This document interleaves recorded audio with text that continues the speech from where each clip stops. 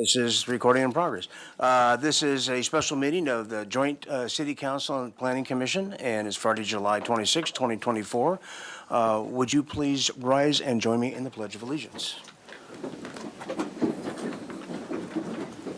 I pledge allegiance to the flag of the United States of America and to the republic for which it stands, one nation, under God, indivisible, with liberty and justice for all. And Madam Clerk, would you call the roll, please? Councilmember Harmon. Councilmember Harmon. Not yet here. Councilmember Oscar Gutierrez. Also not yet here. Councilmember Friedman. Here.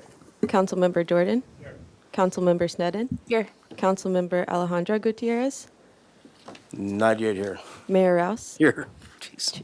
Chair Balke is absent. Vice Chair Wardlow. Here. Commissioner Barnwell. Here. Commissioner Boss. Present. Commissioner DeLuccio. Here. Commissioner Lodge. Here. Commissioner Wiscombe. Here. All right, very good. I'm going to talk quickly about the format, since this is going to be just a little bit different than business as usual. We will begin with, of course, our staff report. After that, we'll go to public comment. Public comment will be kind of dependent on how many speakers we end up having in terms of the time. So I'm going to ask that anybody that wants to turn in a speaker slip do this by 9:15. Anyone who's online and listening, if you want to participate remotely, please raise your hand remotely by 9:15 as well. And after that, we'll announce how much time we're going to be able to allow for each public speaker. And then after we get done with the staff report, what's going to be different here is we're going to go to each commissioner and council member. Everyone is limited to 5 minutes total for both questions and comments.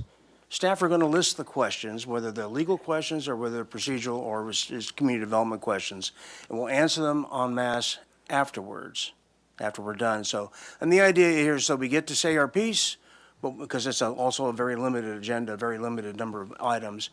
And then we're going to hopefully allow time for more of an interactive give and take at the end, if there is in fact time, if we're all behaving ourselves and sticking to our 5 minutes, which we intend to do. And if there are no questions from anybody at this point in time about the procedure or the format, I'm going to go ahead and have staff proceed. I don't see any questions coming up, so we'll have the staff report, please.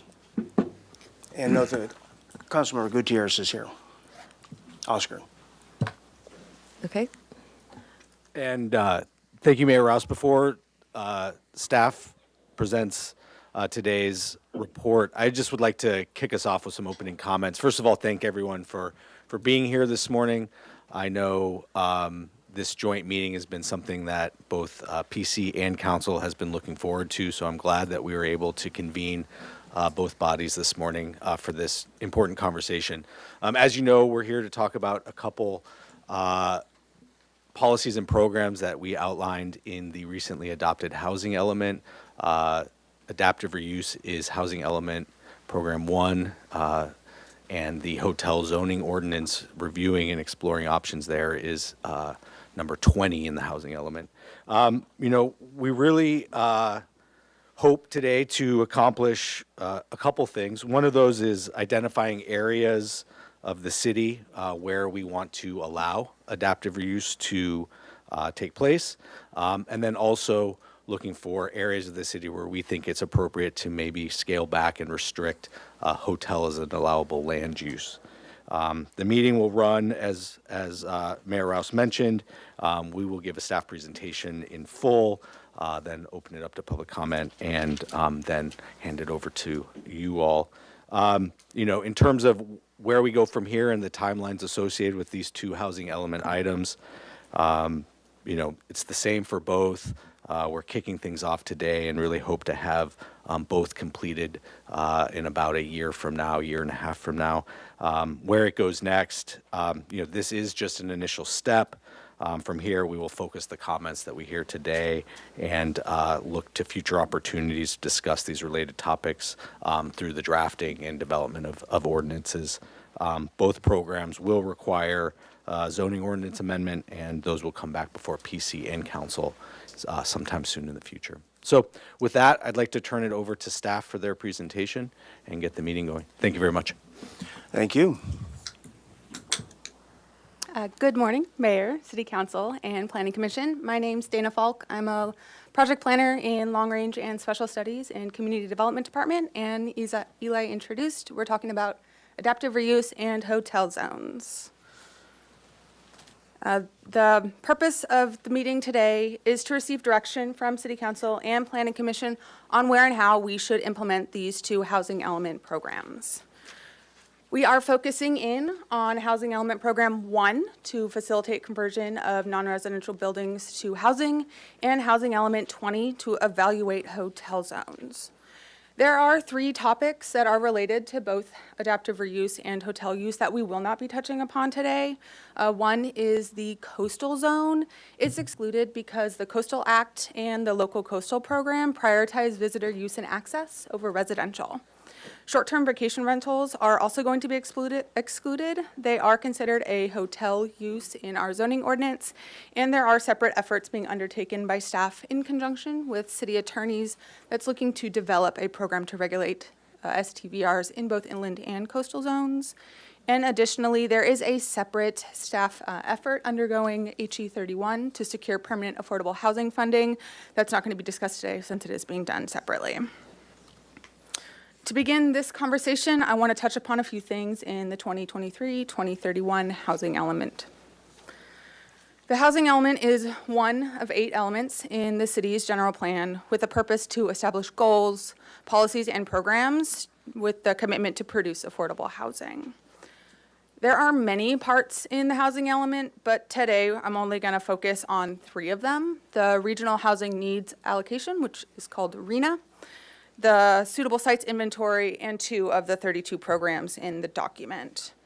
The RHNA is something determined at the state level. They determine a regional housing need at the California Department of Housing and Community Development. That regional determination is given to Santa Barbara County Association of Governments, who then distribute it to all the jurisdictions in the county. The city's RHNA for this housing cycle was 8,001 units. Correlated to the RHNA is the Suitable Sites Inventory. The inventory shows that the city has the capacity in zoning to meet and exceed the RHNA of 8,001 units. Overall, staff identified 401 sites. That's about 2% of all the ground parcels within the city, with a capacity of 8,640 units. There were many criteria that were utilized to identify sites, including their current use, their maximum residential density, the land and improvement values. All the sites had to have at least a minimum threshold of 10 units to be included in this list.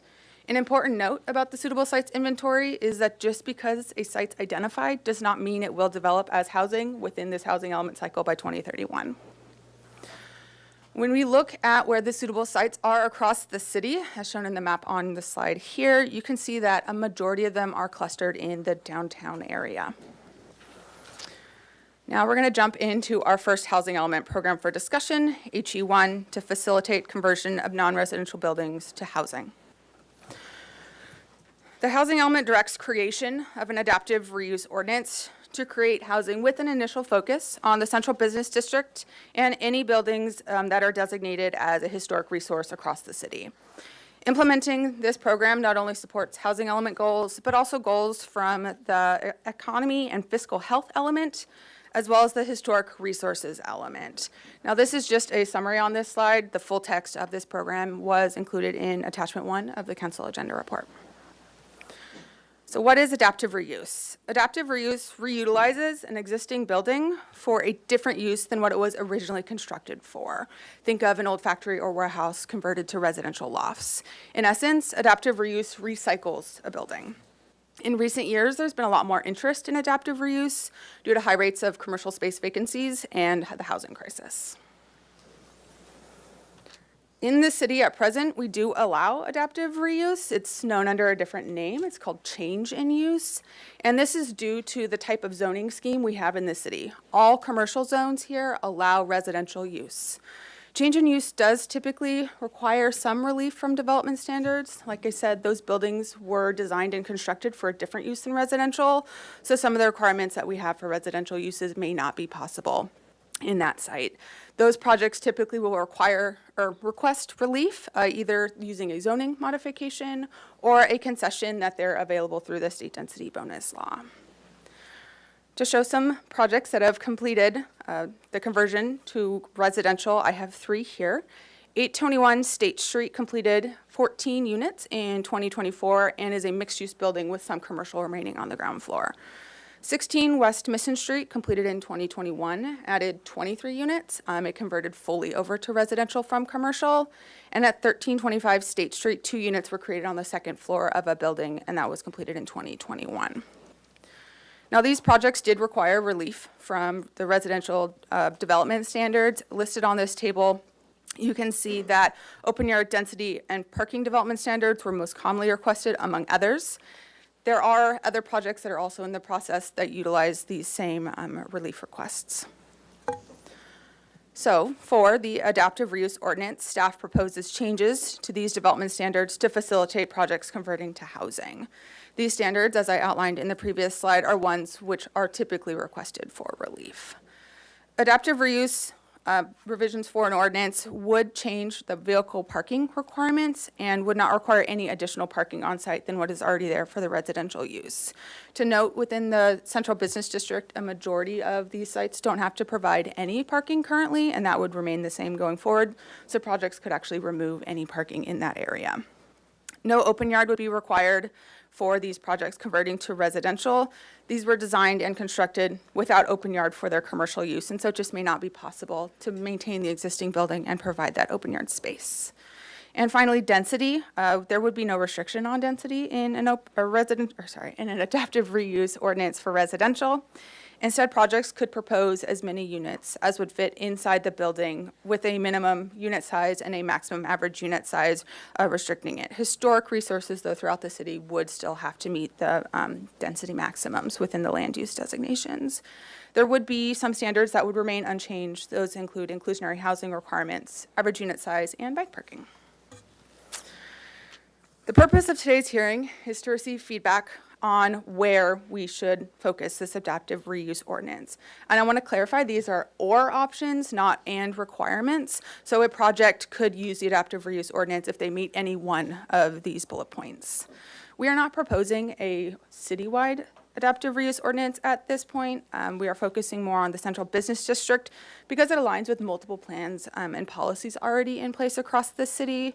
Additionally, any relief from density maximums, parking minimums, or open yard requirements are most important or most appropriate and important in the central business district for a few things. The character and infrastructure of this part of the city already aligns very closely with what adaptive reuse can do. And when we look back at some other policies focusing residential here is very important. It is also ideal because it starts to lead into a really vibrant downtown, walkable, dense, mixed-use places are kind of a hallmark of really great urban design centers. The state law mandates 100% affordable housing development be included in an adaptive reuse ordinance, and staff proposes to exceed the minimum state requirements for 100% affordable housing developments at a reuse building citywide. There's also state law for historic resource adaptive reuse. That would be incorporated into this ordinance. And then staff proposes the inclusion of hotel conversions across the city in the adaptive reuse ordinance to help rebalance the local jobs and housing. Hotels are uniquely designed to convert to residential because they already have individual living spaces and the plumbing in place. This map highlights the central business district in black, which is the main focus for an adaptive reuse ordinance. We've also highlighted the historic resources in red and existing hotel parcels in teal to help with orientation. North is to the left and the beach is to the right. Adaptive reuse ordinance with changes to development standards for vehicle parking, open yard, and density would be available for any permitted building within the central business district. Any project citywide that's proposing 100% affordable housing in compliance with Assembly Bill 1490 Those designated historic structures across the city would get the vehicle parking and open yard reliefs, but not the density. And those hotel conversions would be also included in the adaptive reuse ordinance. This map, by the way, is attachment 2 in your council agenda report. For context, this is that same content shown at the city scale. Again, central business district in black, historic structures in red, and hotels in teal. We were unable to map those projects of 100% affordable development because there's no existing criteria to identify them at this time. So the question we will be asking for your input on later is, do City Council and Planning Commission agree with focusing the adaptive reuse ordinance on the following? Within the central business district, 100% affordable housing development, designated historic resources, and hotel conversions. Switching over to hotel zones and housing element program 20. The housing element calls for staff to monitor and track hotel development, review hotel zones for both hotel use and residential use, and to amend the zoning ordinance to prioritize residential use. This program supports goals in the housing element and the land use element. And again, the full text of this program is in attachment 1 of your council agenda report. To begin the conversation about hotel zones, we first need to step back and see where hotel use is across the city. This map shows generally where these are occurring. Blue is existing hotels, black are proposed. Now, this map was created for general ideas. It does not show exact locations or quantities. The larger and more intense a color is, there's a higher quantity of hotels close together with more rooms. From the dark blue splotches on the bottom right of this map, you can see that a majority of the hotels are concentrated near the beach. And the nearby black splotch, which is the lower state funk zone area, shows where a lot of hotels are being proposed. This map was attachment 5 in your council agenda report, and the data used to generate this map was attachment 3. When we look at where hotel use is allowed in our zoning ordinance, this map shows in blue all the zones that allow hotel use by right, and all the tan zones are those that require a conditional use permit for a hotel use. Hotels that go through the entitlement process are regulated in different ways depending if they are a by right use zone or a conditional use zone. Beyond the use approval process in entitlements, there are additional discretionary approvals that may be required, including a development plan or design review. Today, we're only talking about the use approval process and not these discretionary approval processes. The by right zones do not require any additional use approval in the entitlements process. Any lot in the zones that allow hotel use by right can propose a hotel, and there's no additional process in entitlements for that. If a project was in the conditional use permit zone, there are additional steps for use approval they'll have to go through. These additional steps do require planning commission decision, which is appealable to city council. And there are specific criteria and findings that do limit the eligibility of a lot to be able to develop as a hotel in these CUP conditional use permit zones. When we look at the inland zones that allow hotel use, those listed on the left of this screen, these are the sites that would not require any additional use approvals during entitlements. The zones listed to the right under the conditional use permit, the residential multi-unit zone and the office restricted zone would require additional use approvals and would have to meet the eligibility criteria of the conditional use permit in order to be approved. One example I want to talk about in how the CUP process can start to limit some hotel development is in the residential multi-unit zone. There, parcels that have a structure of merit or a landmark are eligible to request a hotel use to go through the process, but they are restricted to a more bed and breakfast type development. And in essence, just 3% of the parcels in the RM zone are eligible for a hotel use because of the CUP criteria and findings. When we overlay the suitable sites inventory locations on the zoning map, differentiated between hotel use by right and hotel use with the CUP required, we see that 99% of the suitable site capacity is actually in zones that allow both hotel use and residential use by right. Development for housing on these sites is directly competing with a hotel use since both uses are done by right and don't require any additional use approvals. This map is attachment 4 in your council agenda report. Now, city has two ways that we can address this competition between residential development and hotel development in these zones in the zoning ordinance. We can either eliminate hotel use as a by right use in a zone, or we can allow hotel use with a conditional use permit. If we eliminate hotel use by right, hotel development could not occur in these zones. If we allow it with a conditional use permit, we would have the criteria and findings to evaluate on a case-by-case basis to determine if these zones are calibrated for hotel development. And where to apply these potential changes to regulations would impact hotel use across the city. The areas to refine based on these two options for hotel regulation is the purpose of the meeting today, and staff proposes the following areas for these revisions. Only one area, the manufacturing commercial zone, do we propose to eliminate hotel use by right. The other four listed here, residential multi-unit and hotel zone, the Milpas neighborhood, the Upper State neighborhood, and the priority housing overlay, does staff suggest that we require a conditional use permit. I'm going to walk through each of these areas here. So the first area that we propose, the residential multi-unit and hotel zone, shown in tan on this map, occurs throughout the city, but is most prominently between the Central Business District and Highway 101.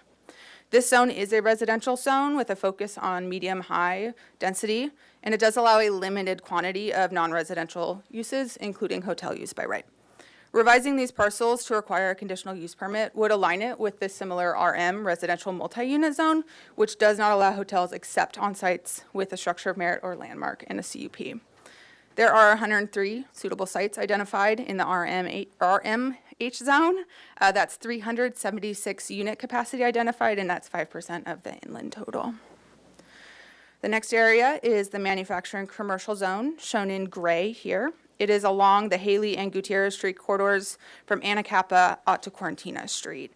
Staff proposes to eliminate hotel use by right in this area. There is a high quantity of suitable sites located here, and this area is covered by the priority housing overlay. Additionally, other elements in the general plan do prioritize removing competition in this area. So limiting hotel use would not only meet housing element goals, but goals from the land use element and the economy and fiscal health element. There's a total of 72 suitable sites located here with a capacity of 1,394 units. That's 18% of the inland total. Our third area for consideration is the Milpas neighborhood, shown in teal. It stretches along Milpas Street, north of Highway 101 to Cannon Perdido Street. Staff identified this area to require a conditional use permit because this part of the city is very residentially focused, and this area is also almost entirely covered by the priority housing overlay. There are 44 suitable sites identified here with a capacity of 765 units. That's 10% of the inland capacity identified in the inventory. There we go. Okay. The fourth area we're talking about is the Upper State neighborhood. It's shown in blue here. It runs along State Street, north of Alomar Avenue to Highway 154, and south along the 101 to encompass La Cumbre Plaza. This neighborhood has the highest capacity identified in the inventory of any neighborhood across the city, and as such, staff proposes limiting competition between residential and hotel development by requiring a conditional use permit for hotel use. There are 50 suitable sites identified in this neighborhood with a capacity of 2,805 units. That's 36% of the inland total. Our final area that staff is proposing is the priority housing overlay, excluding the State Street Master Plan area. It's shown in red on this map. It is focused around the Central Business District, incorporates a majority of the manufacturing commercial zone, the Milpas neighborhood, and La Cumbre Plaza. This area has been identified as far back as the 2011 general plan as a priority housing area. It was implemented in the average unit size density incentive program in 23 to give increased density for residential. The potential regulation to require a conditional use permit for hotel use would complement those efforts taken a decade ago to prioritizing housing in this part of the city. There are 242 suitable sites identified here with 6,013 units. That's 78% of the total capacity. The priority housing overlay and the manufacturing commercial zone, we do recommend not including the State Street Master Plan area to align with some other efforts being undertaken by the city and Community Development Department.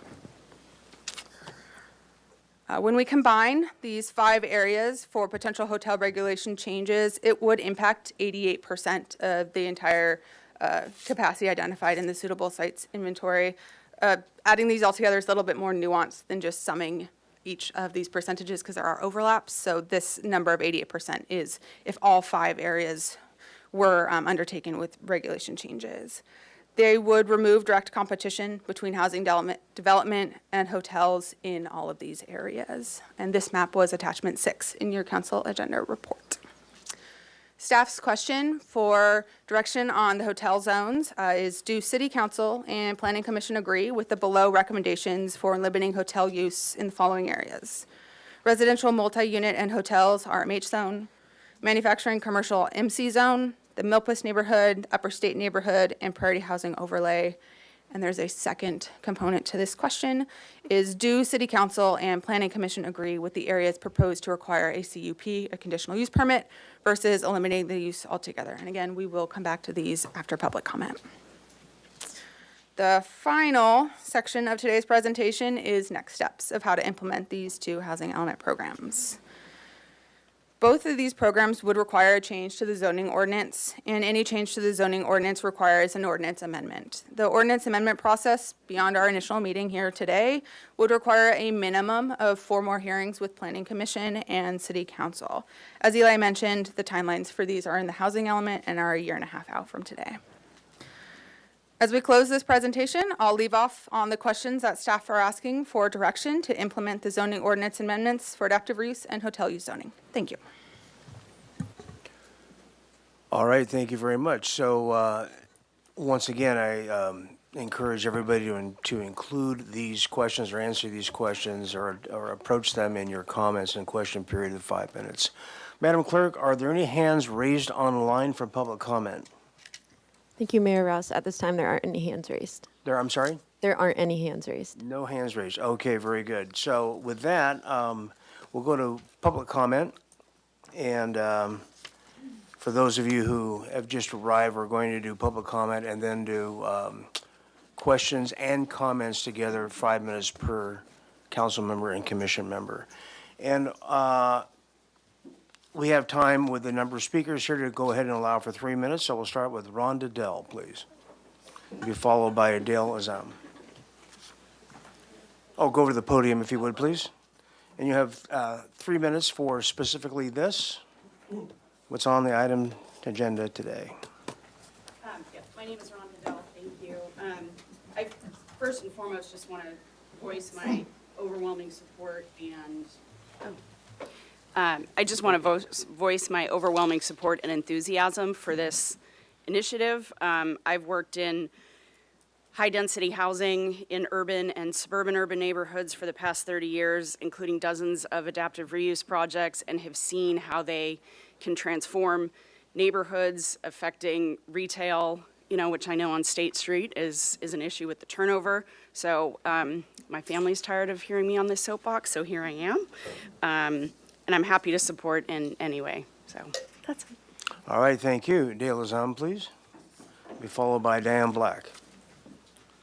Good morning, Mayor Rouse, City Council members, Planning Commissioners. I'm Dale Azam with the Housing Authority of the City of Santa Barbara. You received a letter from our Executive Director, Rob Fredericks. I'm just here to reiterate a few points from that letter. In general, we're very appreciative of staff's efforts here. We think it was well done, and it was done relatively quickly, and we generally agree with the recommendations. On the hotel zones, we actually have no comment. We think the recommendations make sense to us to encourage residential development. On the adaptive reuse side, we do have a couple of suggestions. First of all, we would make the area focus not just the downtown, but the whole AUD zone. We think that's consistent with what we've been doing for a long time as the city, and it would allow more residential. Secondly, I must confess, I'm still not clear on what the answer to this is from reading and from the presentation, but we think that if you're 100% affordable, if you're doing an adaptive reuse to 100% affordable, then it should be allowed anywhere in the city. And I'm not sure if that's what's recommended or not, but we wanted to confirm that. And then lastly, in our experience on these adaptive reuse projects, we've been involved in 821 State, and we're doing 3055 Delavino right now. The biggest challenge seems to be inconsistent codes, and this was referenced in the presentation. So I think ironing out those details, and if there's inconsistencies, maybe waiving any requirements would really assist the conversion to residential. Thank you very much. Appreciate your time. Thank you. And Madam Clerk, are we struggling with the timer over there? Does that look? Yeah. Okay, I'm going to keep the time here, and I'll give you the 1 minute signal when you're down to 1 minute here. This is the index finger, by the way.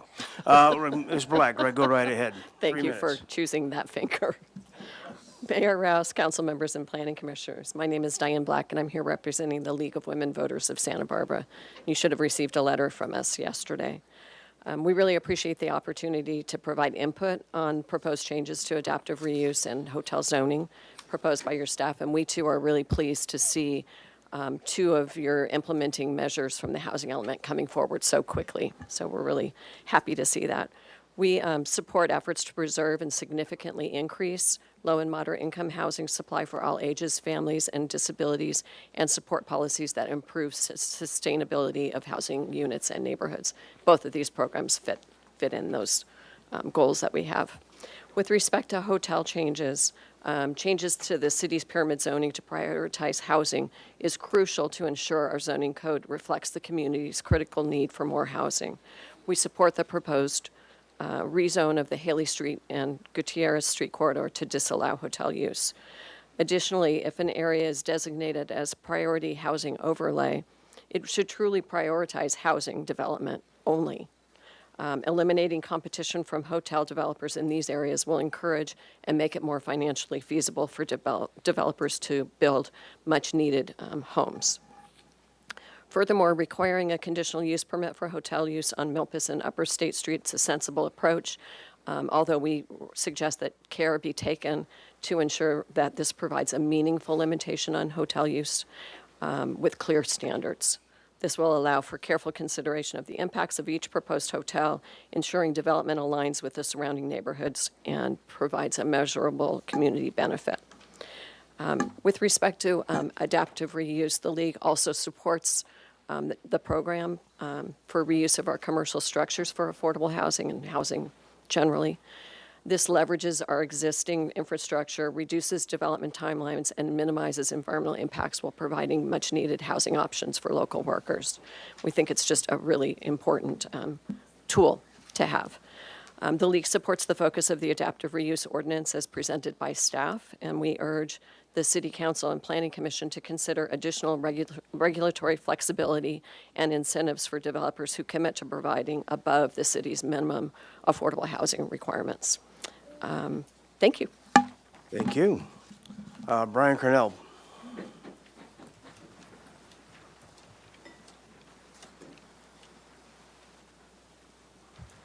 Don't you start crying. Thank you, Mayor and Council and Planning Commission. I'm generally supportive of what is being proposed. It's really long overdue. I think my key message to you is flexibility. Doing adaptive reuse is not easy. It's not cheap, and yet it is so needed as an element of our housing goals. So we did 821 State.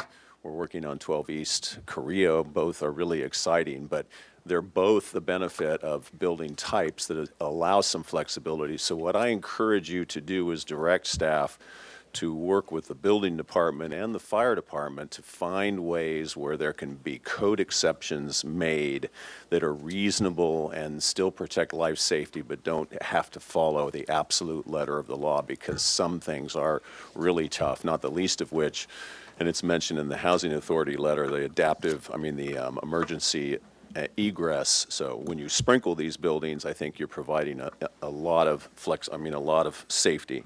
So that's number one. I would just try to eliminate basically as much regulation and reduce fees as much as possible. Don't get into specifics as far as amount of retail on the ground. Certainly along State Street, there should be some component, but, is it 30%? Is it 28%? Don't fix a percentage number. Allow that to be flexible. Allow some additional square footage. In 12 East Carrillo, we're adding some second floor space because the ceilings are so high and it's making for better units. And don't limit the density in terms of the square footage of the units. That should be a function of how the building lays out. As far as hotels, I'm all for it. It seems like you ought to go the CUP route because then at least it's not, a strict prohibition, but it's given the benefit of being reviewed by the city. Thank you very much. Thank you. Ben Romo, be followed by Trey Pinner.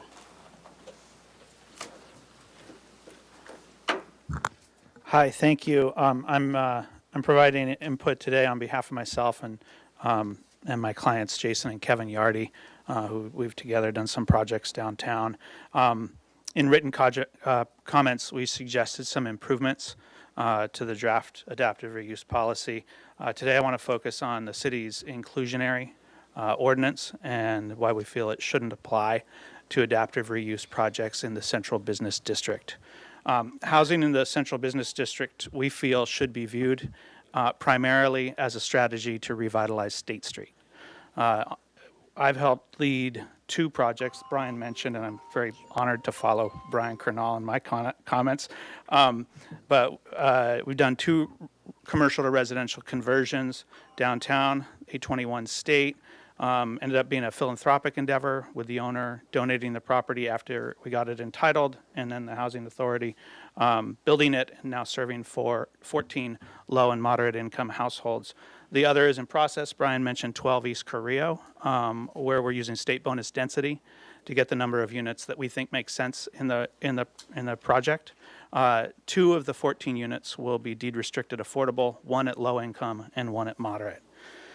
Our profit margin at 12 East Carrillo is less than 5%, and we know no other owner or developer that would take the risk and invest the capital necessary to do a project like this with such a low return. Properties in the central business district have the highest land value. Construction costs are through the roof, and it's super complex to do development downtown, and there's huge risk in any development. So it's really hard to justify doing these projects at all. If your adaptive reuse policy requires deed restrictions for affordable housing, we just feel that's going to pretty much tank most projects that might come your way, unless it's being led by a nonprofit housing provider like the housing authority that's getting government subsidies. So also, it's really important to know that it's a fact that a majority of commercial buildings downtown and probably citywide aren't even candidates for conversion, because of the fire code, because of ADA, because of the city's stormwater runoff policies. So that makes it extra difficult, and you just got to make the most of every opportunity you've got. And we see the biggest hurdle, the biggest flaw in what we are very excited about the policy generally, but we feel that the draft policy is flawed in that it does have the imposition of the inclusionary ordinance. So we respectfully request that you remove that in the central business district. So this policy can revitalize State Street and put people downtown. Kudos to your excellent staff. We see them as creative thought partners. It's not always perfect working with the city.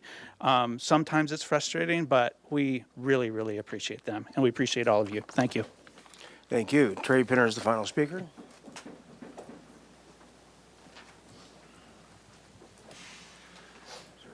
Good morning, council and planning commission members. It's great to be here early in the morning. It's kind of nice to do it this way. I like this.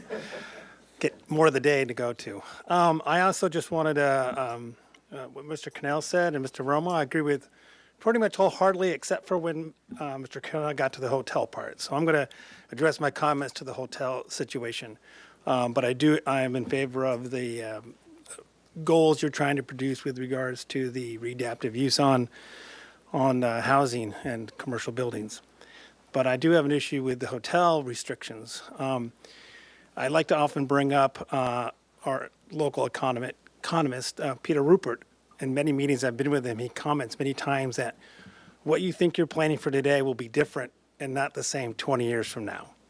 So the decisions you're making about restricting or making it more difficult to develop hotels, I don't think is the right way to do it through the permit or restriction or downsizing or down zoning, process. I think economics need to let that prevail. If a hotel is a viable use and needed, it should be able to be built. If it's not an economic and viable thing, it won't get built. And just eliminating and making it more difficult to build hotels to help build housing, I don't think is the right element. It really should be work to make housing more economical or economically the right thing to do to be built. That's the direction that will actually produce more housing. I think the idea of our town is very good at making regulations and making it difficult to get through the process, and adding a CUP is just that same step for someone who would like to build hotels. And somehow hotels in this process have become sort of a dirty word or a bad thing. That is one of our, economic lifelines for our community. So I think the idea of restricting that or making it more difficult to move through is not the right decision in a zoning way. Let the economics decide. Come up with these plans that you're working on to make housing or producing housing more economical. That will drive the direction to build more housing. Thank you. All right, thank you very much. Now with that, we will go back to our format of having questions and comments. I guess I could just go right down the line. Ms. Herman, are you ready? I know you've got your hands full, but. Always do. Okay, very good. So you understand the format. Okay, it's just going to be all questions and comments here. Staff will note your questions, and we're going to address them in mass at the end of the thing. So Perfect. you have 5 minutes, and I'll do the 1 minute signal when you guys are. Try to take less than 5. Thank you, Mr. Mayor. That'd be fabulous. Shocking. Okay, to start, I'm so happy to be seeing this. This is just really, thank you. Excellent work. And we've been talking about this for so long that it's really an important moment for us to be here. So I, as the first one, have to start out by saying just how great this is, and the work is truly phenomenal. I'm really excited about where we are. My only question at this point pertains to the hotel change, and that's just sort of, if we could elaborate a little bit on what the process of the CUP granting would be. I mean, what are we anticipating having very stringent standards? I think Ms. Black mentioned that would be critical if we go that direction, and I just I agree with that, and I'd like to know a little bit more about how we envision that process working. Depending on the answer to that, for me, I think what we've proposed here with regard to changing from by right to a CUP is the right way to go. My preference, I think I've been very clear, is not to have hotels and to sort of eliminate that use, but I continue to have legal concerns about the implications of full-on changing the zoning from by right to not at all with no pathway. So I think, to me, this is the perfect balance to getting us at what we want, while also maintaining and understanding that in the future, what we desire as a community may change. And so I think Mr. Pinner's point is well made, and this is the perfect middle ground to let us have everything we want, which is extremely rare. So I support this approach. And I'm interested, and we'll probably have more specific comments when we get into the nitty-gritty about the CUP and how that process is undertaken. On the adaptive reuse side, I also am very happy with the direction that we're moving in this. I would like to see this apply to the entire AUD area. I think that is a very good suggestion and wholeheartedly support that. I'm trying to think, what are some of the other, the bullet points that you had laid out in terms of when that would apply, totally support those. I think that's great. And then in terms of the actual sort of details of the ordinance, I really, I think that the comments that were made by Mr. Romo, particularly as it pertains to the inclusionary element in the CBD, I think he's right. And so while I almost never would take an approach that says we don't need to have inclusionary, I think we have to think about our purpose in facilitating this ordinance, particularly in the downtown core where the buildings are so difficult and so expensive to convert.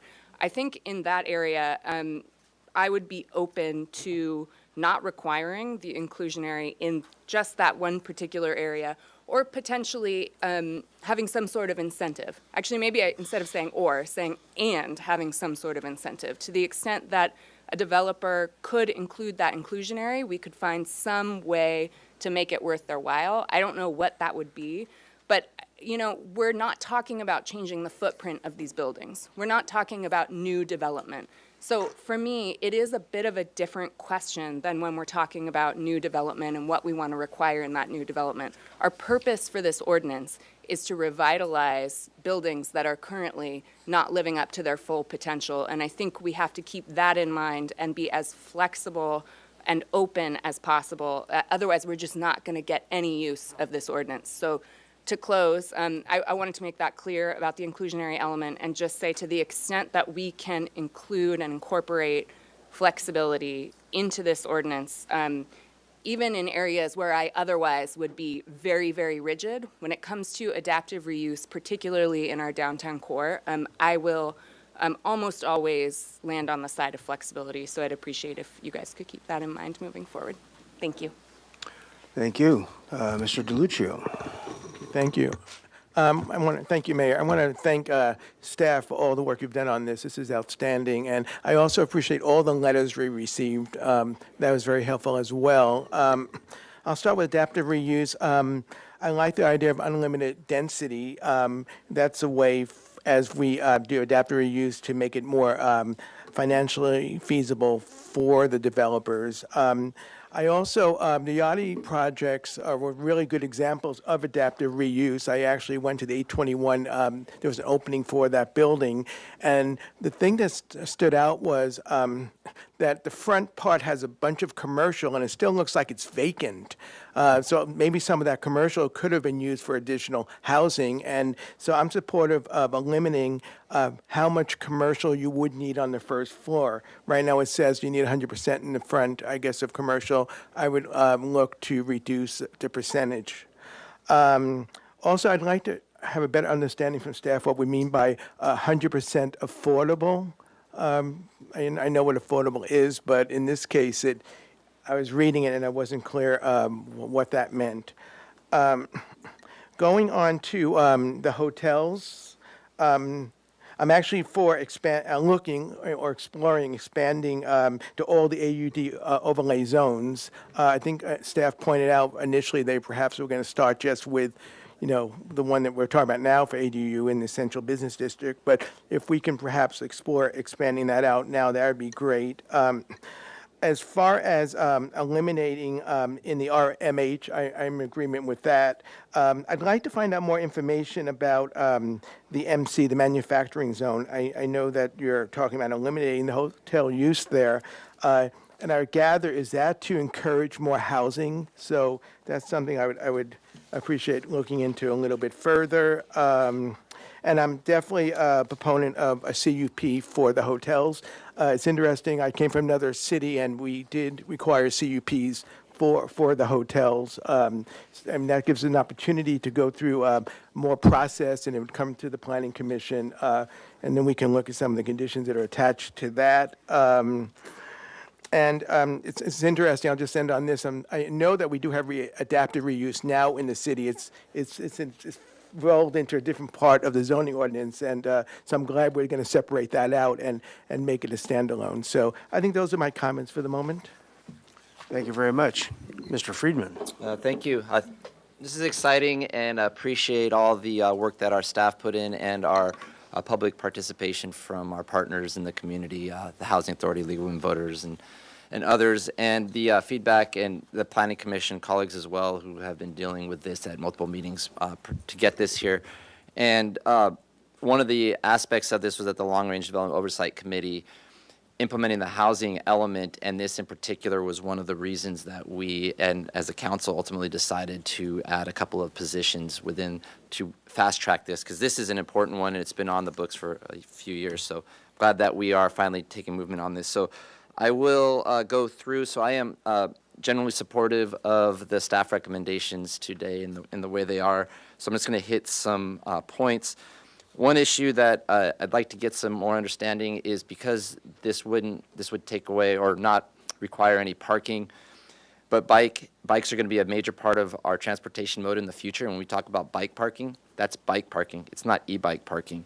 And there's a difference between the two because e-bikes require probably more space and charging. And if you're going to be having smaller units without cars and people are going to transfer over to e-bikes, there needs to be some type of e-bike parking requirement with charging within there that's separate from just bicycle parking. Inclusionary in the CBD, I fully support that. The inclusionary within the CBD, I would like to consider, where Councilmember Harmon and others, is that we really need to look at possibly not having inclusionary within that area, but have some other type of way to create affordables within the city. And in particular, I'm interested in, if we were to go that route and not have the inclusionary, that we would have in lieu fees, and those could go into our local housing trust fund. You have to do something other than just get rid of it. So I am interested in lieu fees going into the local housing trust fund in the central business district. And also in terms of maintaining commercial, in the areas, the State Street Master Plan area, yes, we do need to have some on the ground floor, but I agree with Mr. Canal that you don't need to put a percentage in there. It doesn't need to be 100, not 50. You need to have that flexibility, but there needs to be some within the State Street Master Plan area. The rest of the CBD, I'm open to having it all residential. But in that State Street Master Plan area, it's where question I have about water meters, can we just do one master meter and then you transfer it out on the properties or sub-meter it? Because that's a huge cost if you have to do a meter for every single one of those. So I'd like more information on that, as well as stormwater. How can we address that? That's a huge cost without giving up the environmental protections. Priority overlay for hotels, I have reservations about that. If it's a priority overlay, we want to get housing in there. So I need more information on that, of why we would still allow hotels if it's a priority housing overlay through the AUD. And in terms of hotels in the central business district, I do support them because of the downtown revitalization. We need a downtown, if we're looking at the future, that is a mix of locals and visitors. That's the vitality we need. So, but the rest of it with the CUPs in the other areas, I'm fully supportive of, but that's in the CBD in particular.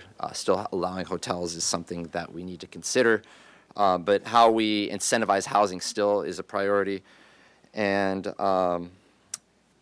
then in terms of, I think I pretty much hit all of the priorities. And then in terms of last thing I'll close with is in terms of expanding the adaptive reuse outside what's the staff proposal, which would be into other areas of town. I'm not fully supportive of that at this time. I think it needs to stay where the staff proposal is rather than expanding it out. And the reason is it has to do with once you upzone properties, you run into state no net loss. And with Sacramento constantly changing the laws on us, and all of a sudden you have it in areas that might not be as, that might have a lot greater impacts in other parts of town. We don't know what Sacramento is going to do, and if we have basically unlimited density without parking, it can create a lot of impacts, and it's really hard to take that back due to the no net loss provisions in state law. So in the upper State Street area, there's going to be a lot of residential coming in there. And if we put unlimited density even greater in that area, and there's not really any ways to account for the infrastructure, and that's the big part of the conversation that we're just not allowed to have because the state is. We're building housing, but we're not having the conversations about the services, the infrastructure, and other things that come in. So I think we need to stick to the staff proposal today. Thank you. Thank you. Commissioner Wiscombe. Thank you, Mr. Mayor. I just wanted to start by, again, also thanking staff that the report was incredibly thorough and excellent. So, and I'll start with adaptive reuse, HE1. I agree with staff's recommended direction, and I have just some additional comments on it. In terms of the vehicle parking, maintain existing as staff has proposed, but in areas where parking is optional, you could eliminate parking and use the space for possibly something else. So I think that's important. In addition to dwelling units, when I was doing some research, several adaptive reuse ordinances include a joint living and work quarters in other jurisdictions. So I think that's something that we need to look into. And I agree with Rob Frederick's comments and suggestions in his letter for HE1, and Ben Romo's comments deserve serious consideration as someone who has worked on adaptive reuse projects. I agree that they should apply to the entire AUD area and that we should not be setting the square footage of retail or commercial as a requirement. And Councilmember Harmon's comments about flexibility and inclusionary, I think, are important when we're dealing with adaptive reuse projects, and Mr. Romo touched on that also. So I want to move on to the hotels, HE20. This was in the housing element, it was to evaluate hotel zones. So I'm going to take a whole different approach here, probably closer to Mr. Pinner's approach. I don't believe that restricting hotel development through an expensive and time-consuming CUP process or eliminating hotel development through rezoning is the answer. If we did have a CUP process, I would be like Councilmember Harmon said, what does it involve and who makes the decision and what's it based on? And I also think that this approach does not guarantee residential development and may actually discourage developers from undertaking housing projects here in favor of moving projects elsewhere out of the city. If we want more housing in the city, we need to do things that make residential development more attractive to those who produce it. And Mr. Romo went into that about rate of return. I believe there are several factors that have restricted or deterred residential development, and some are in our control, and some aren't. One is the Fed's interest rate hikes from March of 2022 to July of 2023. More expensive financing coupled with the post-COVID escalated construction costs have slowed development, and higher interest rates have limited financing opportunities and affect rates of return. Two is an inflexible inclusionary policy that we have in the city, even though it's only 10%. Many developers do not want to be in the deed-restricted housing business, but our city offers no choice for larger projects.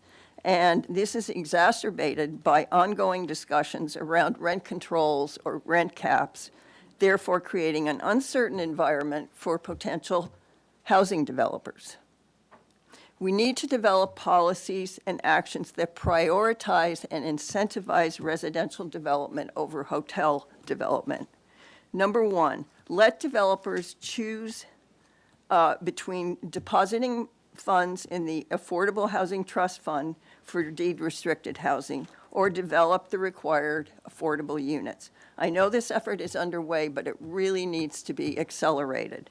Many jurisdictions offer this option.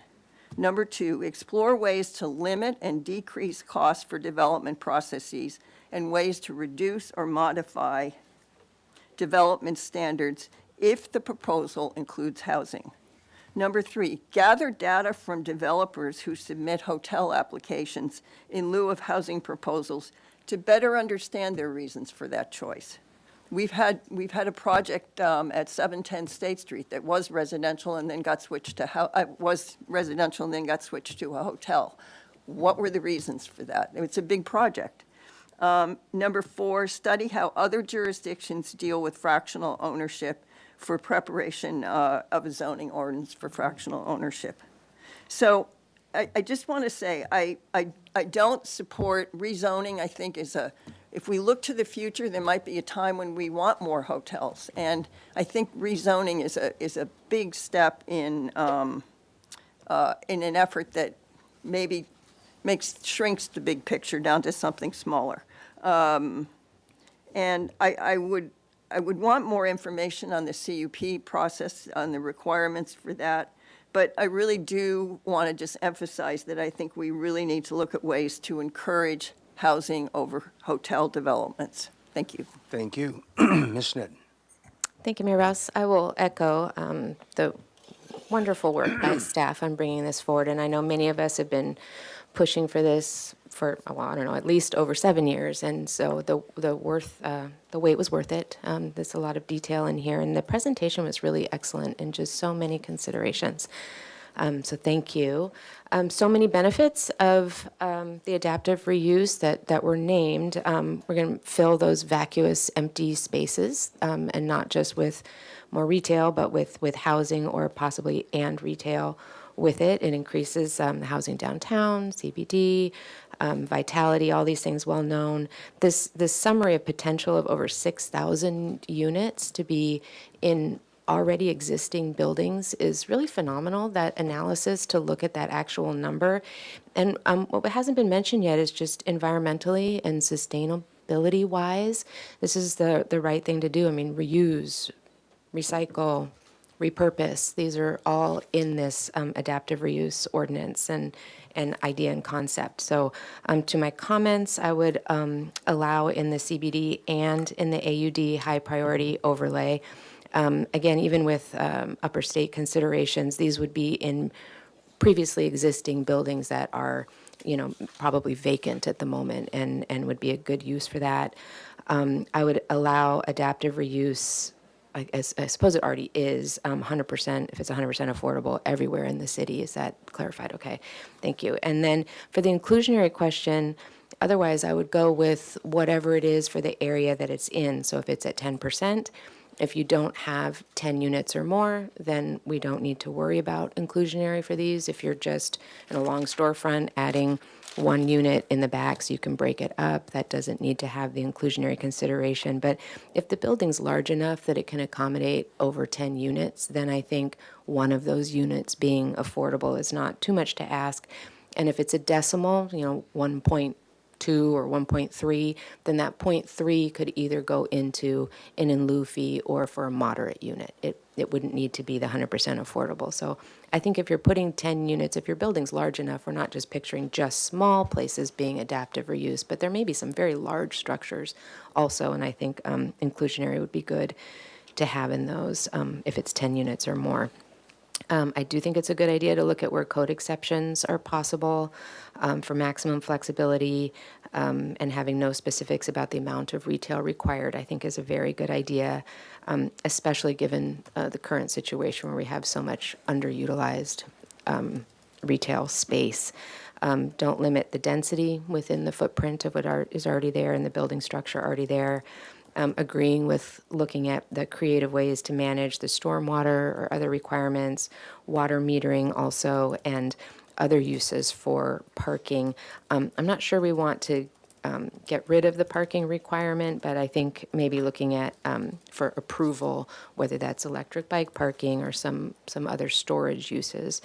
I would also say that, I think I already said that about the inclusionary, and really just allowing that you don't have to convert the whole building, and I think that's probably already in there, but if it makes sense for one of those spaces to be made into housing and the rest of it continue with its current use, I think that's fine too.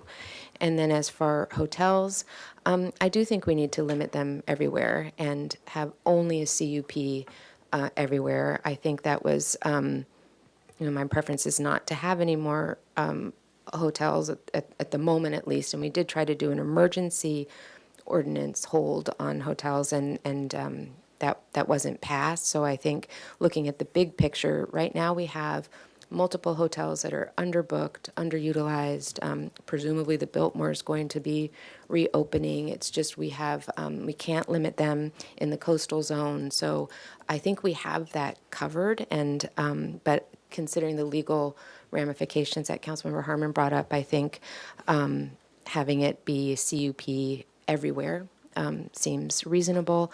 And it's not that we don't honor hotels and benefit from them, it's just we have enough. And, I think the staff report really laid that out, that there was a really accelerated rush towards hotels, and many of those are just not fully booked out, and I don't think that's the highest best use. And other notes, just briefly, this came up in an email from Pat Saley also, and we've asked for it a couple times, to remove market rate housing from the community benefit category. I think that's been, I know it's not agendized here, but it's been firmly established that we've asked for that, and it's already been approved, so just updating that language. And of course, we will consult HLC in historic areas where needed. And one more comment is just to be able to move 100% affordable adaptive reuse, or whatever that is, to the front of the queue, to make that as quick and easy as possible. But very excited, and thank you so much for your work. Commissioner Wardle. Thank you, Mayor, and thank you to my fellow commissioners and council members. Special thank you to staff. I know this has been a lot of work, and we really appreciate you coming back on this in a timely fashion. So I'll start with adaptive reuse. I'm very supportive and excited to see this moving forward. I would like to see this expanded beyond just the central business district to, at a minimum, the AUD priority overlay zones. I'm in agreement with the 100% affordable, the designated historic resources, and the conversion from hotels. I appreciate some of the comments made in public comment regarding the flexibility in addressing building code standards and the ability to increase square footage if that is what the project deems as helpful, as well as some of the comments from Councilmember Friedman regarding the water meters and other kind of standard pieces that will ensure that developers have the most flexibility when doing something like this that really will be a benefit to our community in the long term, especially in the downtown area in terms of revitalization. I appreciate the comments from Councilwoman Harmon regarding inclusionary, and I'm very open to learning more about from staff's perspective on that. We have heard that from a number of folks in the development community that have considered moving forward with adaptive reuse. It concerns me to do anything that would reduce inclusionary, but I do think that when looking at the big picture of our goals of revitalization and ensuring that our downtown is being utilized in the best way, that maybe that could make sense. But when we're looking at expanding beyond just the central business district, I don't know that I would want to see the inclusionary reduction not be included more broadly. So that's what my thoughts are on that. On the 100% affordable, and this may be kind of a silly question, obviously we all have the goal of that if it's a 100% affordable project, we would allow this anywhere in the city. But given that we've had a lot of struggles with getting affordability in this city, does staff have any thoughts on if it was to be a developer proposed 50% affordable? Because even that would be a significant benefit in terms of where we are today in achieving affordability. So I would just like to understand if we'd have more flexibility of really anything above 50% that we would allow anywhere throughout the city. And then, I'd like to understand more from staff on why they really want to only focus this in the central business district. I'd like to see it expanded more. And also, I know we've done a lot of work with the housing element and understanding eligible sites. But when we look at, city-owned properties, this is an opportunity where we could do a lot more because we already own the land, which would reduce the cost of the overall development. I'd like to do a better understanding of where we are with the city-owned sites that we have today, and are any of those eligible for adaptive reuse projects, and just how we can better utilize those moving forward. Moving on to the topic of hotels. So I appreciate many of the comments that have been given today on the importance of the city moving forward with policies that really incentivize affordable housing. And I think everyone is in agreement that that is the goal.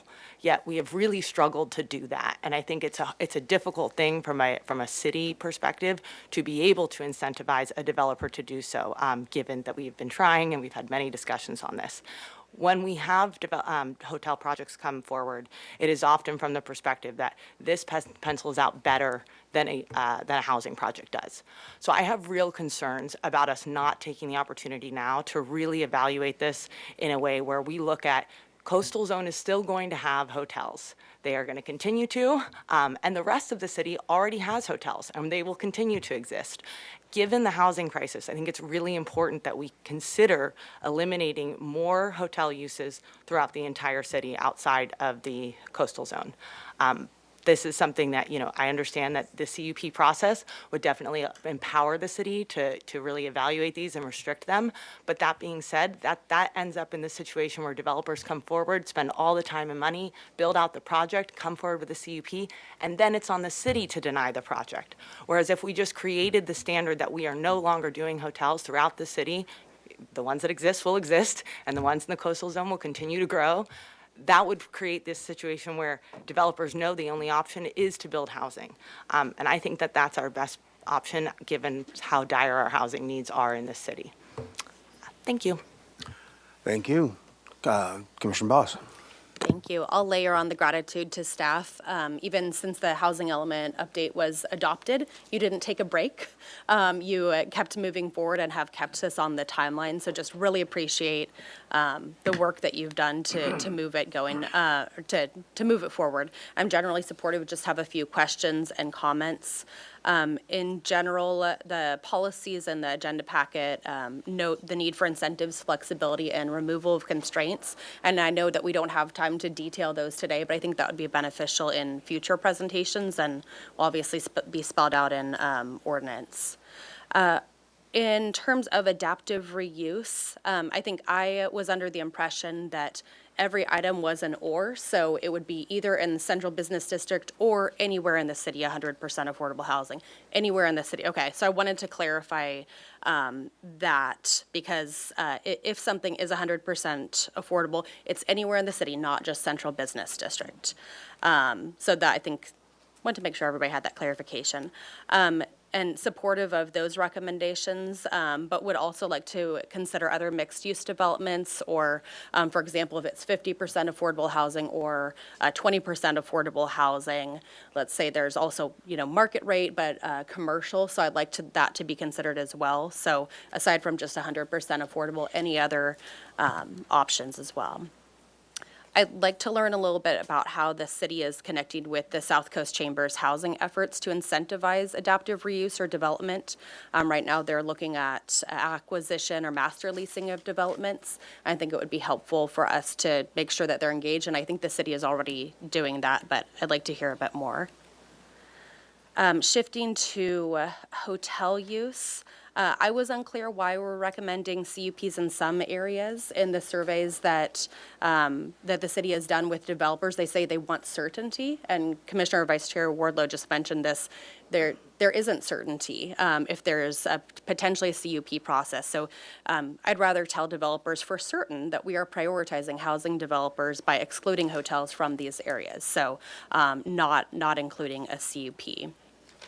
Looking at some of the data about occupancy of existing rooms, I think in the South Coast, occupancy hovers between 70 to 80%, even during really busy times of the year, like fiestas or graduation. So we have hundreds of hotel rooms available every night in our community. We know that that's not a need. What is a need is housing for the people who work at those hotels in the hospitality sector in general. So we know that we need housing just as a community, but the hospitality industry itself needs housing for its employers, especially if we're trying to reduce our vehicle miles traveled and climate impact of people having to commute in for work. A request, and you may have this in just extra slides. It was attachment 6 and slide 30. It was really helpful to see the suitable sites inventory, but was curious if we have a view where we can see the existing hotels overlay also on attachment 6. And I may have missed that, but I think that would be beneficial. And then also in the data set in hotels, if you can distinguish between short-term rentals and traditional hotels, I think that would be helpful as well. And they may show up as just a lighter on the maps if we were looking at that slide 30 or attachment 6. But I'd also like to see that broken out between short-term rentals versus traditional hotels. I think those are my comments. Just want to make sure it's clear under the third question of if we agree with the areas proposed to require a CUP versus eliminating hotel use altogether. I'd prefer to eliminate hotel use altogether and give that certainty to developers. Thank you. Thank you. Councilmember Alejandro Gutierrez. Thank you, Mr. Mayor. I'm going to be a little short with my comments because I think a lot of my comments have been addressed. But first of all, I want to thank city staff for all of your work, especially with the housing element. I know that was a very long and stressful process. Going through the housing element, I really appreciate being able to look into the Milpas area, because if those of you that have looked at the housing element, a lot of the housing proposed from the city to the state that we're going to put the housing is in District 3 and 1.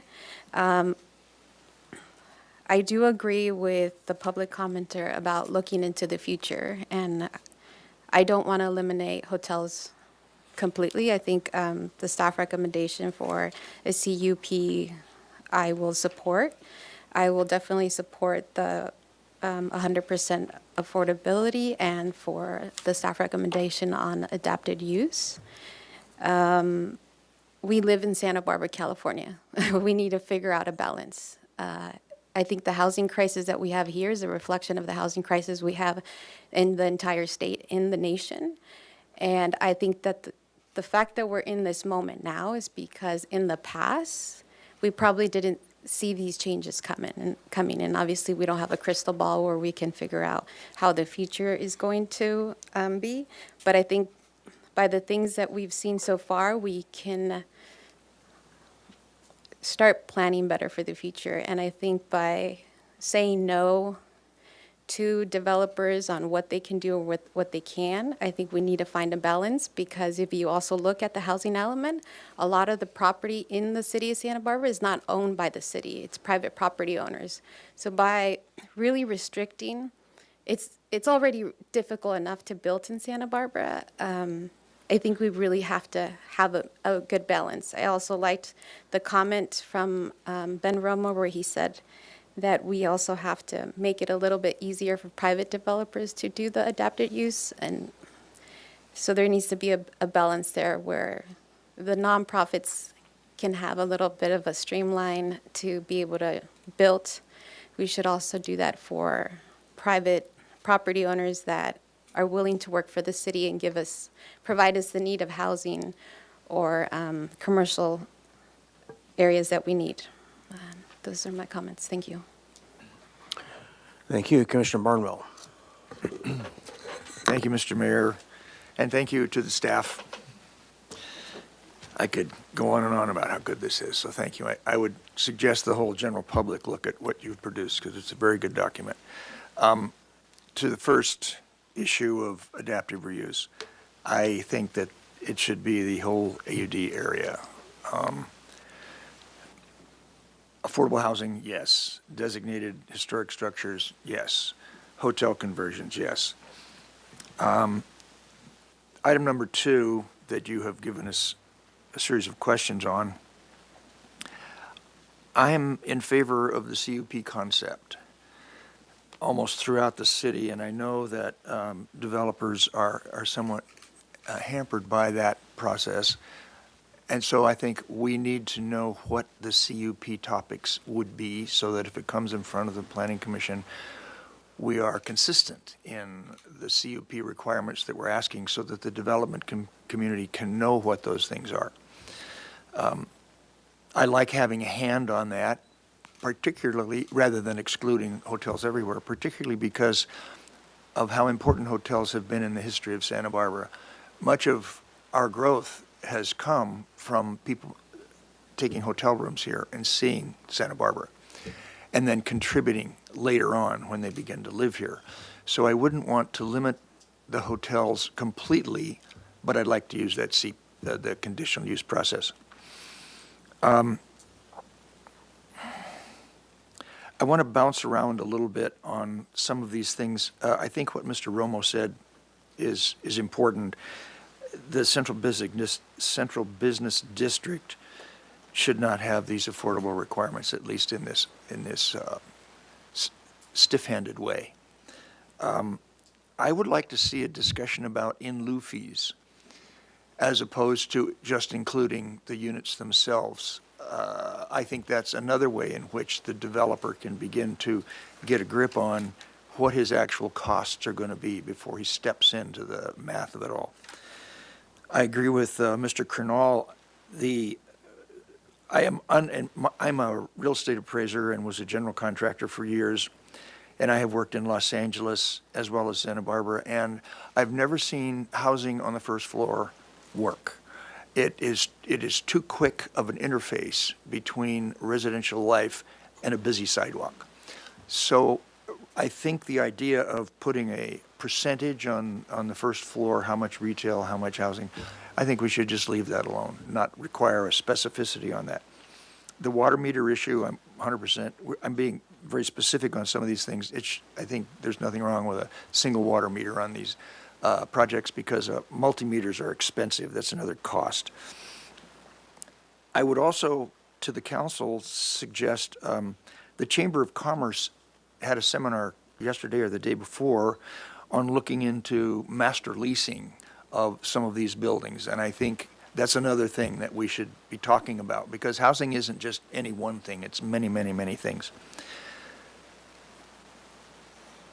The 100% affordability that Mr. Ezem mentioned, and I think this is an ongoing discussion, cleaning up the conflicts and the unclear requirements in our zoning ordinances. That's probably a task unto itself, but I know from my general contractor side, that's one of the things that is most perplexing is ordinances that countermand each other. I want to talk a little bit about parking because it was mentioned earlier, and I'm glad that it came up.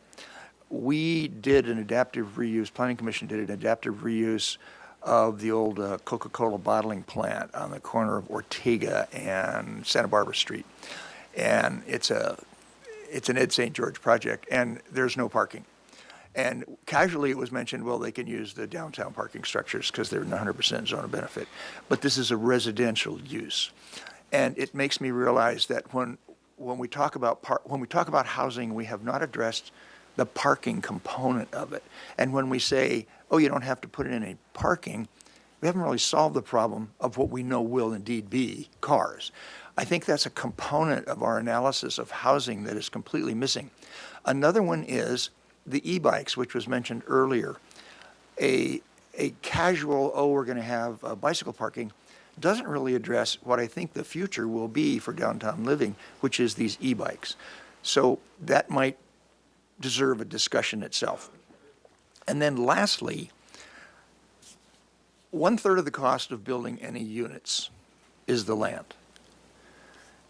I think we need, as a city, to find out what lands do we own as a city, and how can we prioritize them so that we answer the question that has come up repeatedly, how do we focus, this is good, I'm glad we're talking about hotels, but we need to focus on how can we make housing in general more affordable, because that's where we're going. This whole thing is housing. We're coming at it by hotels, we're coming at it by adaptive reuse.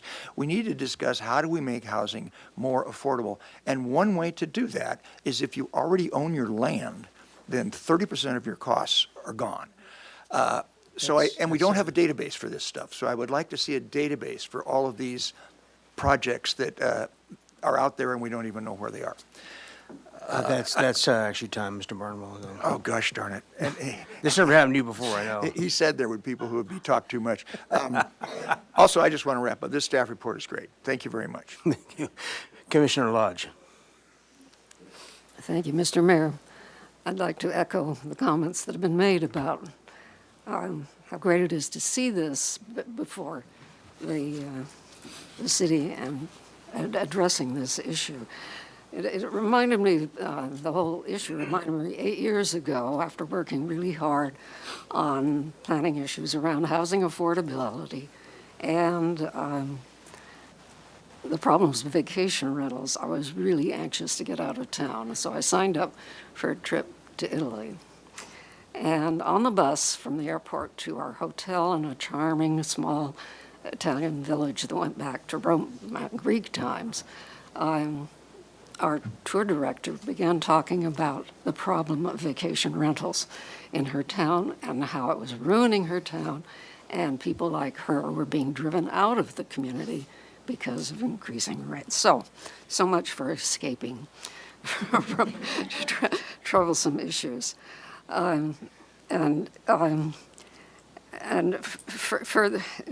Last week, there were news reports of loud protests in Spain by the residents about the impact tourists are having and raising the cost of housing. Last week, Tuesday, our local Chamber of Commerce proposed an economic development plan that included an emphasis on more tourism. That would bring people to the shops and to the restaurants, but it would also bring more low-wage jobs that the employees wouldn't be able to afford to live here. And I don't think that's the direction to go. And houses are advertised for sale. Like I saw one that said, presents a fantastic opportunity for a vacation rental. And I think we've got to do whatever we can to stop this. I'm exchanging hotel use for residential use would be beneficial everywhere in Santa Barbara. And I agree with the Housing Authority and the League of Women Voters that the ordinance should extend to all AUD property overlay zones, not just the CBD. And that adaptive reuse in all areas of the city should be allowed if it's 100% affordable. I agree with some of the comments on inclusionary housing or in lieu fees and flexibility on some of the building issues. And then to respond, whoops, sorry. I was going to respond specifically to the questions that staff presented. Number one, do you agree with focusing the adaptive reuse ordinance in the following categories? And I think that it is a central business district in all of the areas where hotel use is allowed. B, C, and D, yes. And do you agree with limiting hotel use in the 5 geographic areas identified? I think we need to stop. We don't need, as some council members and planning commissioners have said, other planning commissioners have said, we don't need any more hotel rooms. And so, as I said before, eliminating, it would be beneficial to the city for any conversion to residential. And I'd be happy to eliminate hotel use altogether, additional hotel use altogether. So that concludes my comments. Thank you. Thank you. Mr. Gutierrez. Thank you, Mr. Mayor and city staff. Really appreciate all the hard work. A lot of the comments and sentiments that I agree with have already been stated, so in the sake of brevity, I'll keep it short. But the one thing I do want to highlight is what Mayor Lodge just finished commenting on, is just other than some of the people in this room right now, I have not heard anyone in the community say that they wanted more hotel rooms or supportive of that. And that's even from hotel owners and employees of hotels that I've spoken to personally. They're having a hard time filling the rooms in general, and they're also having a hard time staffing the hotels, to the point where some of the hotel owners are starting to starting to allow their employees to live in the hotels so that they could have some sort of retention with their staff. So it just doesn't make sense. To me, it doesn't make any sense as to why we would continue allowing it. We need more housing, not hotels. So I'm 100% in favor of just restricting that moving forward. And yeah, as I said, a lot of my colleagues up here have already touched on a lot of the points that I'm willing to support moving forward. But yeah, again, just don't take it from me. Go out into the community and hear for yourselves.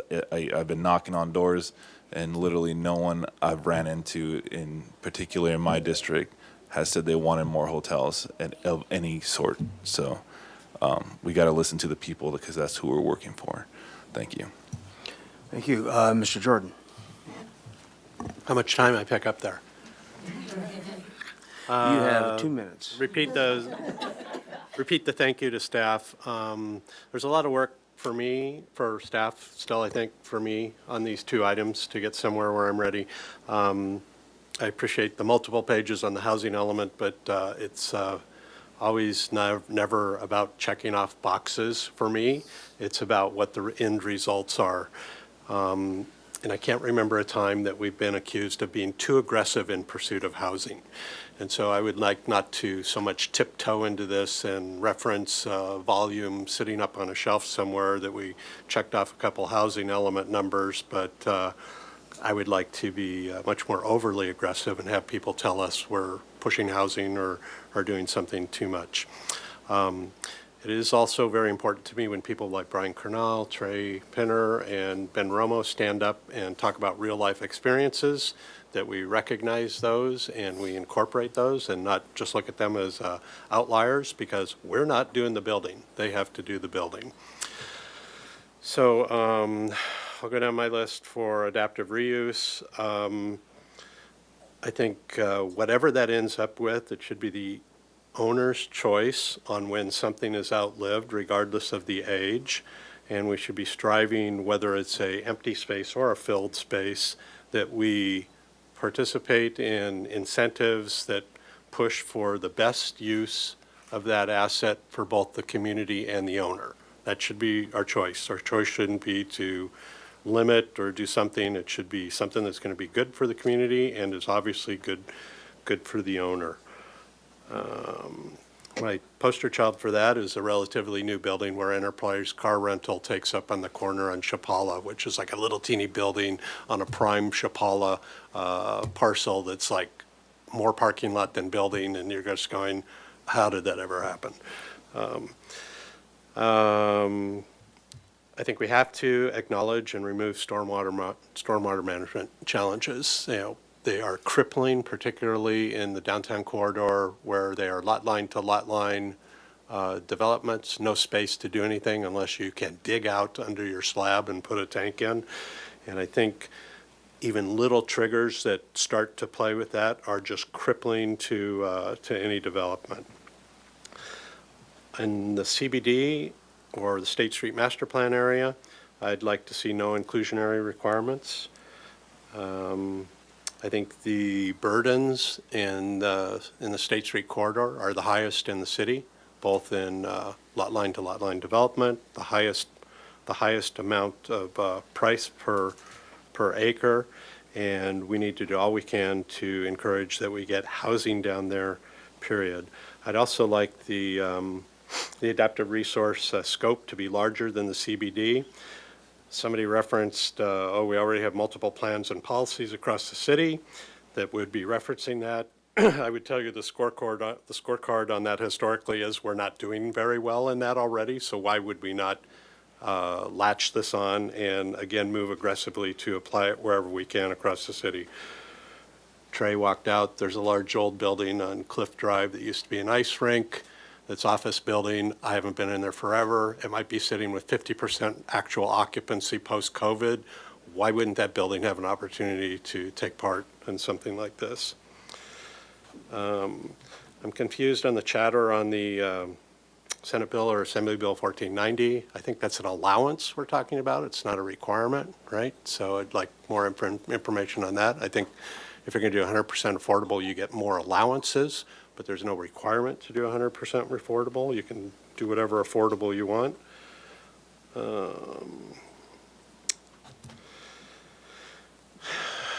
Heard a little chatter on bike parking regulations. They are so ineffective currently. They end up under a stairway, in a closet, second, whatever. You know, they need, if we're going to do them, we need to figure out a better way to design them. Maybe they're not in a building, maybe they're buildings that share them together, maybe they're a city facility. I don't know how we are doing now at the Granada Garage, but that to me is part of the future. Hotels, I'm agnostic on staff's presentation on that. I can't read either the staff report or what was up on the screen on where those, but I would like nothing of the CUP to intrude upon the State Street master plan area.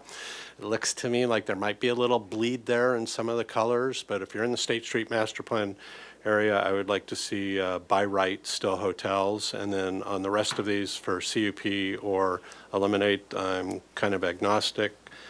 And I lean a little bit toward Trey Pinner's let the market determine, but have the CUP that allows them to contribute more than they do now. I'd also want to see what's in the pipeline chart again, like we did before, because I wouldn't go down any of those directions without knowing what we're doing to things that have already invested money in the pipeline. Thank you. That's your time, Mr. Jordan. Thank you. Okay, before I add my €2 worth in here, I'm going to read Commissioner Bauke also had his comments, and it basically addresses his comments and the answer to the staff questions, so I'll just do it that way. Do you agree with focusing the adaptive reuse ordinance on the following category CBD? Mr. Bauke says should not be limited to CBD, should be allowed in all zones, which currently allow office and other commercial uses. Detailed standards on frontage uses need to also be applied so the adaptive reuse projects do not deactivate the street, especially the frontage along State Street. 100% affordable housing, yes. Designated historic structures, yes. Hotel conversions, yes. Do you agree with limiting hotel use into the 5 geographic areas identified? RMH, eliminate hotel use except on historic structures where it could be allowed with a CUP. Yes, eliminate. MC, except State Street Master Plan area, eliminate hotel use. Yes. Milpas requires CUP. Yes on CUP. Upper State Street requires CUP. Yes, CUP.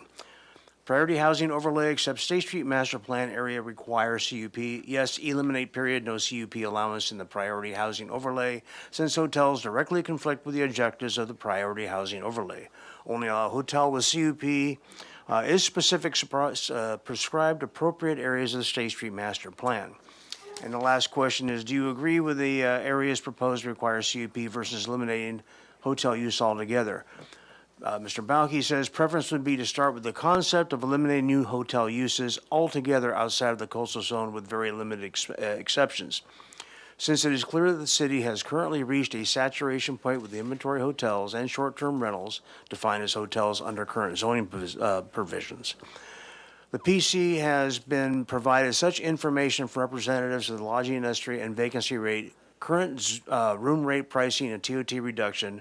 Remember, this proposal does not cover the coastal zone of the city, which is subject to visitor serving mandates of the Coastal Act. So much more inventory will be coming forward in any case in the coastal zone. As a minimum approach, hotels should not be allowed by right outside of the coastal zone. That was from John Bauke. Okay, and in I'll turn my timer. What's that? You want us to time you? No, I got my clock right here, Lucy. Very briefly. My question was for staff on the affordable, when it says 100% affordable, are we talking about all tiers of affordability, including capital A affordable? It's always, an exercise, slightly in frustration for me, and I'm going to address points made by Mr. Cannell, Mr. Pinner, and Mr. Romo in terms of it's kind of the hubris that we have in saying we're going to control a market reality with some kind of ordinance or restriction or whatever. I believe our biggest hurdle to providing multiple housing units in this town is actually what I call, with the capital C, certainty, the certainty of the process going forward. Not even the expense of the process, but the certainty. When will we be done? Will we be hit with stormwater requirements, which currently we are? Will we be hit with other kinds of restrictions that are going to make this investment viable? Mr. Romer talked about the 5% ROI for his project. I got to tell you right now, that's not unusual. The Solterra project is going to come in at about a 5 cap. And all over the country, that's the same thing between interest rates, inflation, and housing production. So our job would be, if we're going to have to incentivize that kind of investment, we're going to have to make this process as certain and as friendly as possible. And I know we've talked about that a bunch, but I really think that certainly needs to be emphasized. I definitely see, instead of a conclusionary requirements, I see in lieu. I think that's a great idea. Once again, doing something about either stormwater swales that are commonly available to lot line projects downtown. If that can be invented, we certainly should be looking at that, as opposed to making everyone figure out what piece of their property they're going to bury it under. And then as far as the market thing goes, and Mr. Gutierrez spoke about the market does take care of a lot of things. You know, years ago, we thought, oh my God, commercial development's overtaking the town. We passed Measure E. At no time have we ever come close to the threshold of Measure E, and we still have a surplus of that today. The hotels, if the hotels' occupancies are down and whatnot, that market's going to take care of hotel development quicker than we can. The one zone I'm concerned about is manufacturing commercial. And that is because I do not want to see that go away for any other use besides MC, because as we lose our industrial ability to have plumbers, electricians, whatnot, have work yards, those are going to end up in residential zones in someone's driveway, or they're not going to be in town and they're going to be hard to access. So I really would like to protect that zone any way we can. But once again, my basic comment is, I don't know going forward. We've tried every attempt at housing restrictions, housing development, housing definitions. The state's tried it. We have been met with moderate success. The one thing we can do is try to develop funds for the Housing Authority to develop Capital A affordable housing. That's fine. We can use also, we talked about city-owned property to be able to do combined layers of affordability. But our ability to actually dictate to everyone how we're going to live and how things are going to, whether it's bicycle travel versus cars or whatever, I think has a little bit of hubris to it. And I'm not so sure that we're going to solve those problems from these dioceses like this. So I think making the process understandable, making it user-friendly, and making it expeditious to attract the kind of investment we're looking for is probably what we should be focusing on most. So with that, I'm going to close my comments, and then are you prepared then, staff, to address the questions that were asked? And then it looks like we've left ourselves at adequate time, then we can go back through and people can now address and go back and forth when staff is done answering the common questions. Is that, Mr. Busk, does that sound fair? Going on body language here, okay.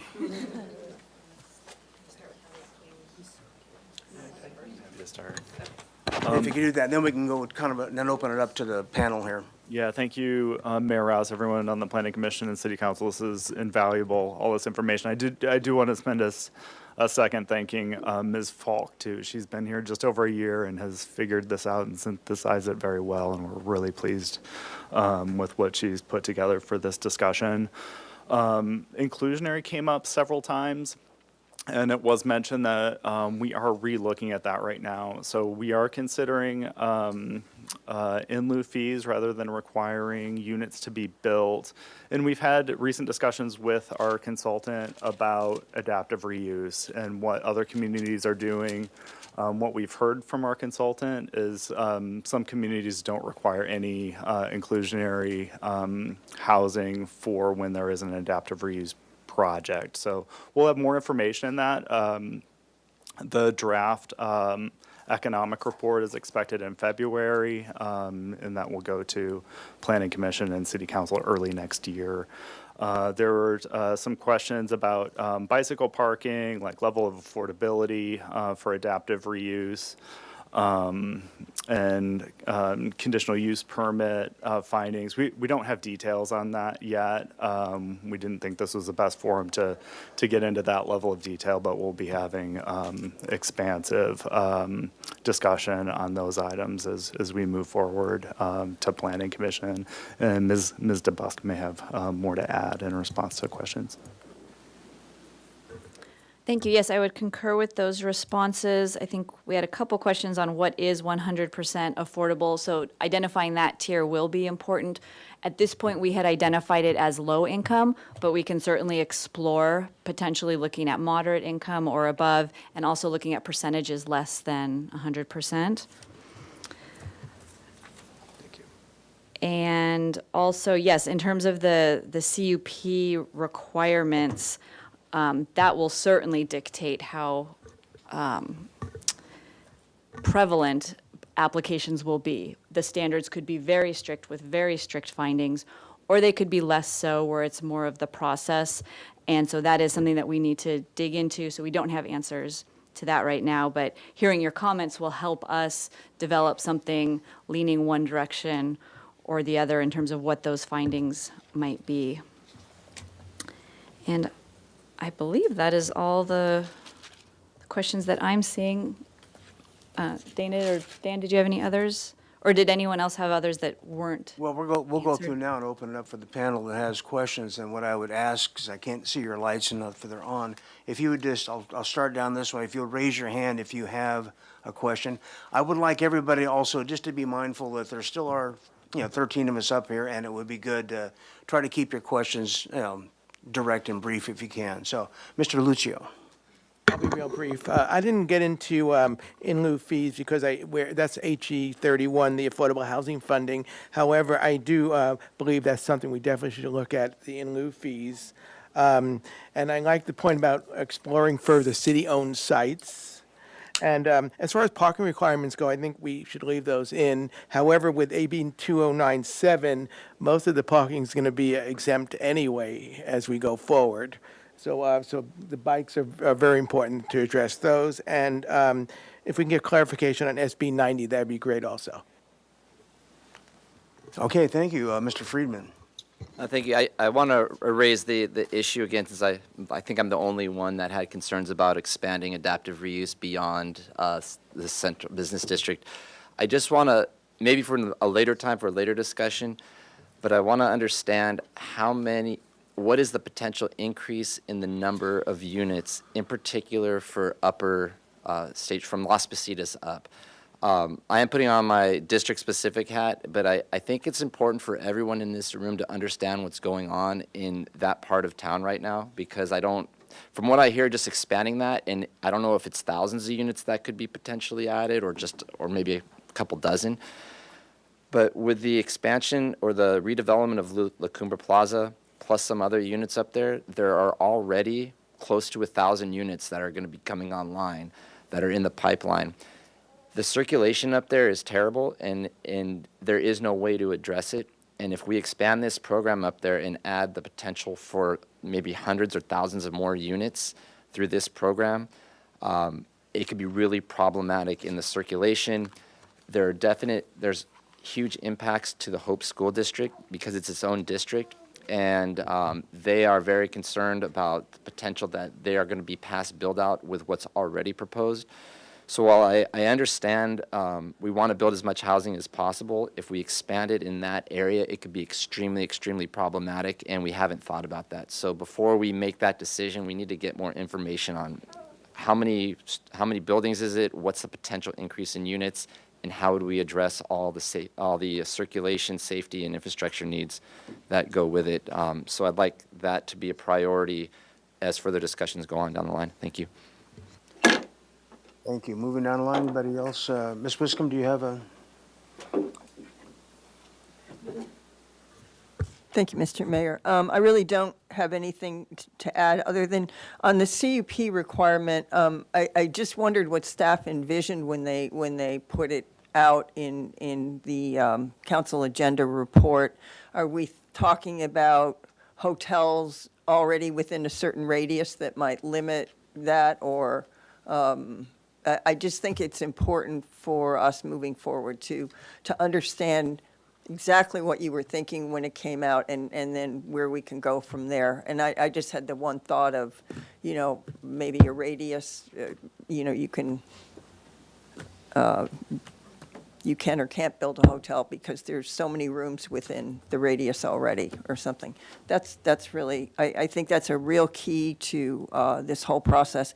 And I think the other key is the in lieu fees. I know staff has been working on them in terms of, but we hear that constantly from developers about deed restricted housing. We're not in that business. We don't want to be in that business. I think that's an essential item that needs to move forward as quickly as possible. There are other jurisdictions that have in lieu fees for as opposed to having to actually build the affordable units. And it's really a winner for us because we have the experts. The Affordable Housing Trust Fund the money is going to the experts that build the affordable housing. So they're in that business. So I can't emphasize that enough. Thank you. Ms. Ned? Thank you, Mayor Rouse. Just briefly follow up. My comments about hotels and where to limit them or not and support of the CUP is predicated on if that's necessary legally. If that's not a legal consideration, then I want to be really clear. I'm in agreement with Mr. Bauke's, if that might be the quickest way to say it, in the RMH, yes, eliminate. In the MC, yes, eliminate, except in the in the State Street Master Plan area. Milpas, yes, require CUP with strict restrictions. Upper State, yes, I would actually like to eliminate them at Upper State. And in the priority housing overlay, except the State Street Master Plan area, yes, eliminate. And I just wanted to be clearer on that I'm not really supportive of the CUP everywhere. And if we do the CUP, that was an excellent description of that the standards could be very strict or they could be more less strict, and I would go with them being as strict as possible, particularly in different areas. And then I guess clearly elimination of new ones everywhere that overlaps with housing zoning. I think the housing should be the choice. And then I just wasn't sure how to give the support for, there are multiple hotels in the Upper State area that would be great as housing instead. And so wherever that falls in this, I'm not sure exactly where to put that comment, but I would really like that to be possible, easy path for that to happen. And then in addition to that, came up from a comment that if there are portions of hotels that rooms could be reused for housing for employees or actually for anybody. I'm not sure if that's sort of a hybrid conversion or temporary conversion or something like that, where depending on what the market is doing, that could be scaled up or down. I think that kind of flexibility and ability to have housing within existing hotels, especially that are underutilized, would be great. Thank you. Commissioner Wardlow. Thank you. I don't have that many questions. I think I appreciate everyone else's questions and feedback on this. One point on the 100% affordability, I would really love it if staff could look into what it would look like for 50%, 75%, anything like that, because that would be so drastically higher than what we're achieving right now. So I think that we should give that benefit if, as an example of what Councilmember Jordan mentioned, like on the Mesa, if there was a building there, that it would make sense that we would allow 50% wanted to be moderate income, that we should allow that as counting towards the 100% affordable, like something in that bracket that we range it out more.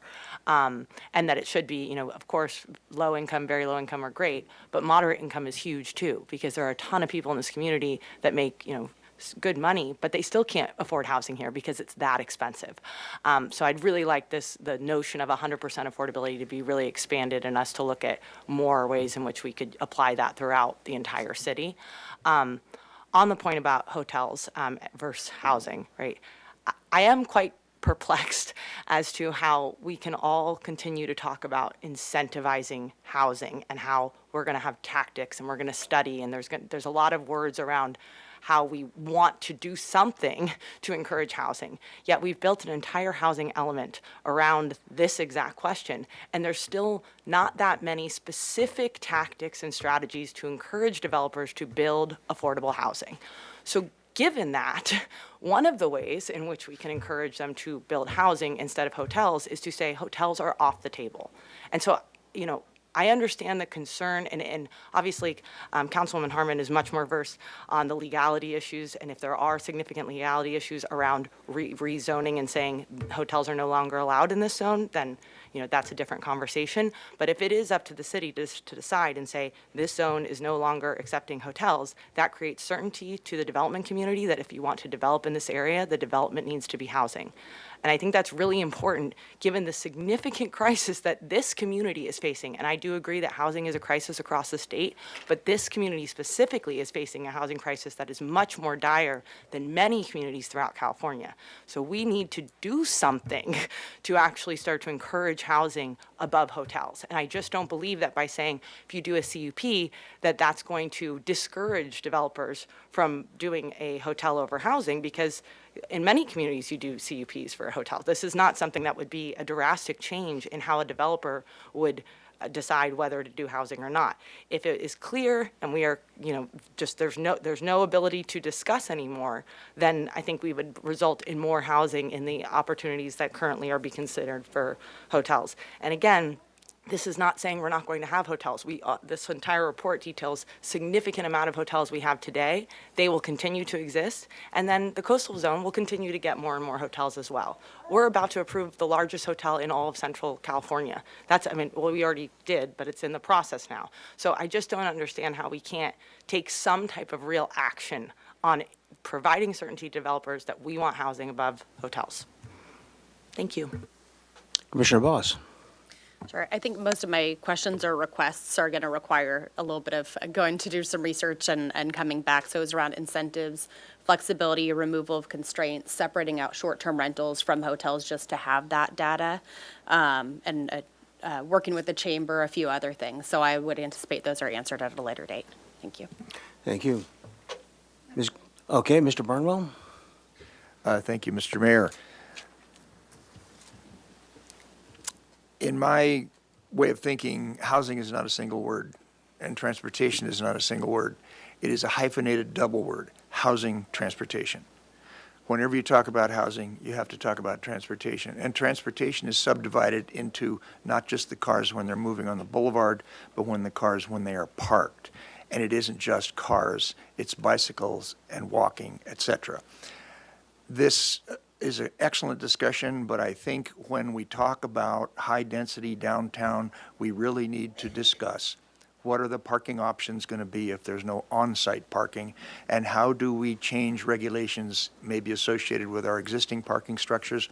How do we expand an incentive for private individuals to have parking? Because that's how New York City and San Francisco have no parking on site for all their high density. It's because 2 blocks away, a private individual can put up a parking and make money on that. I don't know if that's the answer, but we need to focus more on that topic. The in lieu fees, I think, is super, super important. You can get more. You can get more units with in lieu fees managed by the Santa Barbara Housing Authority, who gets federal dollars and state dollars, and so a $500,000 contribution toward those funds builds way more than just one unit, which would have been the cost for a developer to build one unit. It's somewhere around $400,000. So we need to leverage that ability to get the housing, and one of the ways to do it is in lieu fees. Commissioner Wardlow is right about her, at least I think, in my opinion, I mirror her concerns about these hotels. I don't want any more hotels either, but I don't have really good information about these districts and whether they should or should not have hotels. And the mayor brought up an interesting point. I don't think, for example, there should be hotels in the MC district, because preservation of the little mom and pop plumbing shops and stuff is super important, so much so that we have the M1 district where we don't let any housing at all. So I think a more detailed discussion of these districts would give me a better idea of whether I say no hotels or not. But I am leaning toward the no hotels, except that I don't want to say no to that kind of stuff. And then I'll say what I said a moment ago. These are discussions around housing. And Ms. Wardlow discussed it. We need to talk about what we're talking about, which is how do we make housing affordable. And this is a roundabout discussion. I appreciate it. But if staff can get us together on that, that's a big topic, and we need to tackle that one too. Thank you, Mr. Mayor.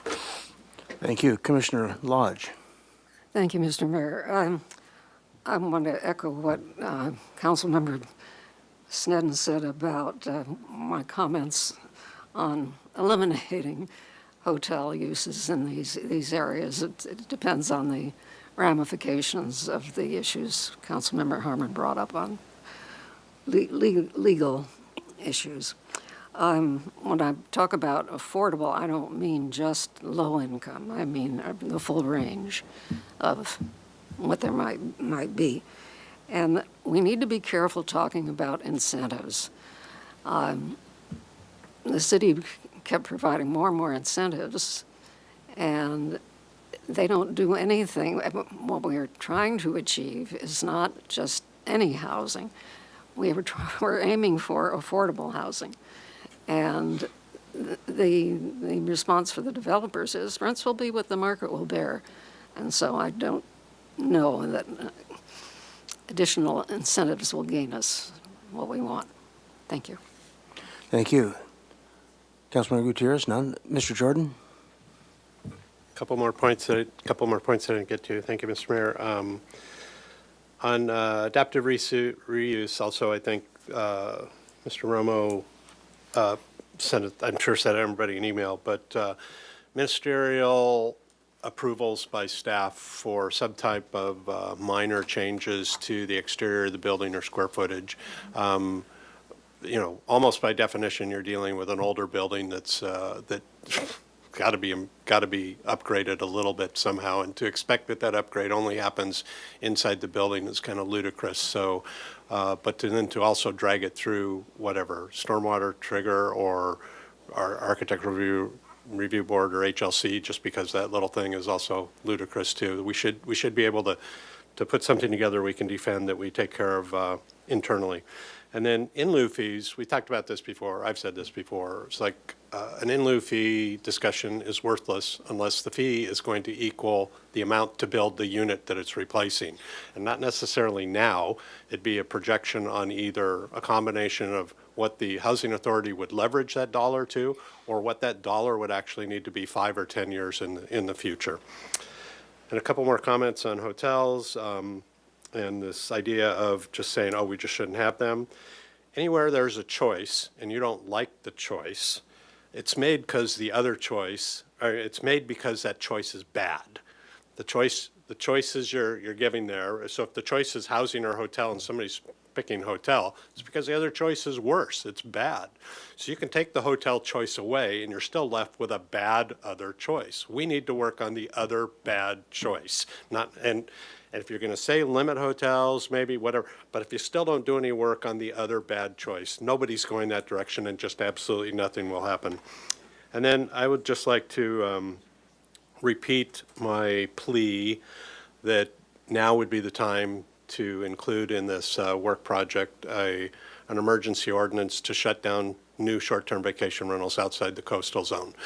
Some of you may say they're not happening because we just have 700 of them illegal up there that we know about, but there was just one at Planning Commission a month or two ago, declined happily, but there are people still actively working to go down the legal pathway to put a short-term vacation rental outside the coastal zone, and we should just put a stop to it by the tools that we have, put an extension in place, and then solve that pathway when this work project gets done, but not live with what sneaks in there before that. Thank you, Mr. Mayor.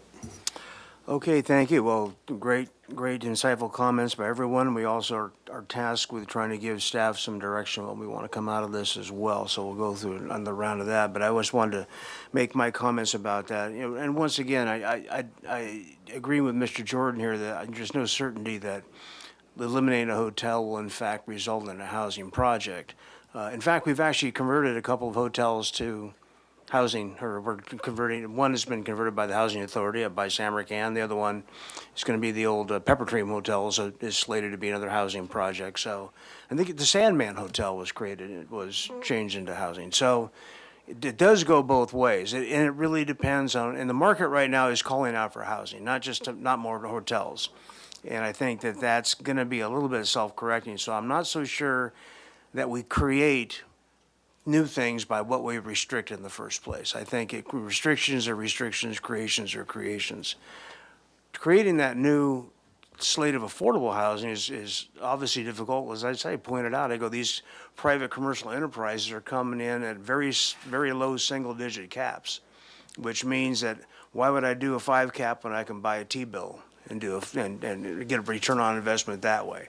So this is tricky territory, and it's going to be hard for us to create a policy or an ordinance that's going to suddenly create affordable housing outside of what Commissioner Wardlaw talked about, is utilizing city property like we're doing on the Dakota commuter lot and not Dakota, but the Carrillo commuter lot. In terms of direction, I use this word certainty with a capital C all the time, but I would really like to see, because as Commissioner Barnwell talked about, we're talking about housing here. We've got the adaptive reuse, we're talking about hotels, we're just talking about housing. And to do that, we need to make sure that the process has certainty. We need to nail down the in lieu fees, and what do those mean? How significant are they? And how would they impact our Affordable Housing Trust Fund so we can go forward and supply money to Housing Authority, Habitat for Humanity, and do the other kinds of things that we can do to actually help create some of this housing? Because the market itself is going to really struggle to create affordable housing. And inclusionary is going to restrict how much of that's going to be done, because the ones outside of inclusionary are going to be therefore that much more expensive. That's just a matter of what it takes to get through these processes. I would like to have staff address the ideas of the multiple unit metering ordinances. We did that with the 821 State Street, which was a really great move by staff, and I think we should see if we can find ways to make that happen in terms of adaptive reuse. And once again, the collective stormwater policy as it pertains to, especially in the downtown, but if you got lot line to lot line developments, how do we redevelop that property? How do we convert that property without making such an onerous case out of making stormwater happen that the property no longer becomes a viable housing project? I think that's a big deal. I think we've got to ensure that as we move forward, that we say, we downtown, we've kind of excluded HLC from a lot of the input. We've got to make sure they're still part of this process going forward, because that is what our charter says we're supposed to do, and I think that's what we should do. I think that's really all my comments and my sense of direction. We did allow ourselves a fair amount of time if people either want follow-up comments or questions. Actually, one question I did have. Some of Councilmember Freeman's concerns about the traffic and circulation issues and whatnot on the north side. Now, would the CEQA process be how is that directed or handled or answered? Mr. Busk. Councilmember Rouse, yes, that actually is a very good question, because this would be a ministerial process, therefore CEQA would not apply to it. So that is something that is a good thing to consider and to look into, because we wouldn't be able to do it with the project-specific Right, because even as we look at these major project mitigations that we're talking about with certainly the Cumbra site and whatnot, I don't think anybody in that area is in their comfort zone about the impacts of traffic circulation, infrastructure, schools, et cetera, so. Just to add on to that, there are some issue areas that would be more significant, because again, we're talking about converting an existing building, so you're eliminating the commercial use or whatever use might be there. So for many things, the impacts might be a wash, but for things like schools, it's going to be something that needs to be considered. All right, very good. So what I think we could do with our remaining time, if people would like to go through and give direction, or give what they think they'd like to see pursue, unless you've already included it in your comments. So, Commissioner Muscombe.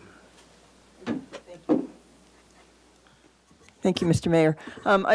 My comment, I think several years ago, had a joint PC-HLC meeting about the State Street Master Plan. And I brought up the stormwater, because I think that was, that is something that really should be included in the master plan process, because if we can do something directionally without, for at least some of the blocks, if we're changing them with the stormwater, so we can allow property owners with the zero lot line to be able to connect to a central stormwater system, we should. And I think we have the opportunity during the master plan process to do that. That's my comment. Thank you. Very good. Ms. Sneddon? Mayor Rouse, I'm wondering if it might be helpful on just the 2 slides that ask for direction to just hand raise, straw poll, go down instead of having all of our comments. So it's slide 20 and Slide then 20? slide 36, sort of yes/no questions that we could maybe weigh in on Okay. to help staff So for collate direction to everything. staff, okay, good suggestion. So why don't you kick it off? Would you like to? Should we hand it over maybe to staff well, okay, on slide 20? Well, because you may be able to make the kind of comments or directions that all of us would have made, so. Okay, on slide 20, I think I would just ask from things that happened in comments, do we agree with focusing the adaptive reuse ordinance on the central business district and the AUD high priority overlay? How many of us support that? Okay. I don't know, we're not looking for, okay, so we just straw poll wise, we have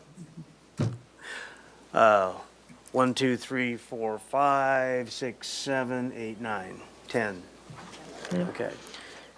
And then the next item on there, how many of us support 100% affordable housing development for the adaptive reuse ordinance? 1, 2, 3, 4, 5, 6. And bigger than that. Oh. 50% of Definition. Yeah, we were going to get a further definition from the staff. was Okay. gonna come back to us on. So then maybe we could ask how many of us, or I would ask staff, what would be the helpful way to frame that within a sliding scale? Or I think it's helpful to start with where staff started, which would be 100% low-income affordable. I think I saw everyone start to raise their hand, but we could ask that, and then we can do a follow-up, maybe with 50% moderate, and then we'll be able to see what that sliding scale might be. Amy, you have a comment on that? And I'm wondering if we could do that process with the previous one, because the question included expansion. So if we could start with the staff, everybody raise their hand, and then the other ones, it would be helpful, because I support central business district, but I don't support uptown. Oh, thank at you. this point. And Mayor Rouse, if I think if staff could lead the questioning, that would be better Yeah, even for all of better. us. Okay, let's start over. How many of you agree with focusing the adaptive reuse ordinance in the central business district? Starting with central business district. Are there other questions that expand that to follow? Okay. Yes. I think you could just go majority, as opposed to. Okay, and then we'll do this one again. How many agree with expanding that to also include the priority housing overlay?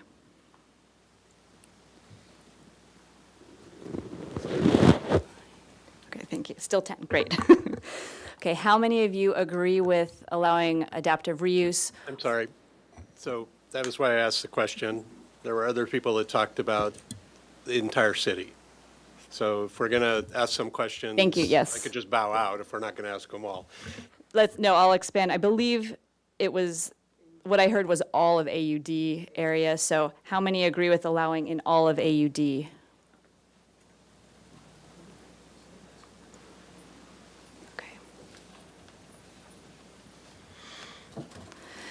Okay, how many agree with allowing for 100% low-income affordable housing projects?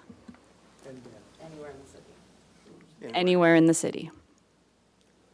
Okay. How many agree with allowing for projects with 50% moderate income affordable and anything lower than that? Or sorry, anything above that?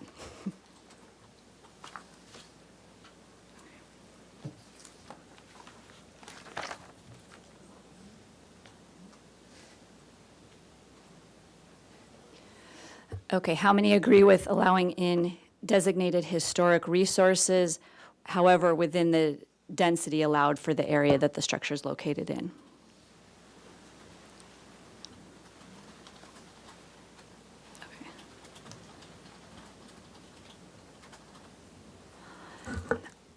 To expand on that, how many would allow unlimited density in any designated historic resource? And this is anywhere in town. Okay.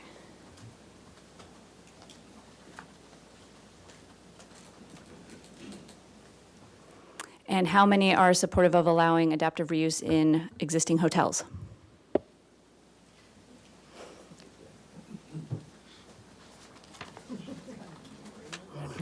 Okay, let's move to the next topic, which is hotels.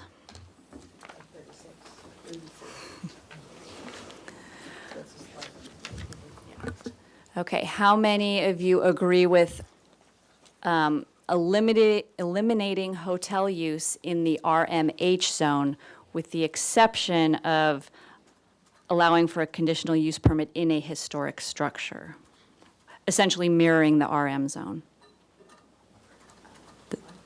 Okay, sorry. Sure. So essentially, what we were proposing as staff was a rezone of RMH to RM, which means that you could only build a hotel if there is an existing historic structure on the property, and it would still require a CUP. Correct, yeah.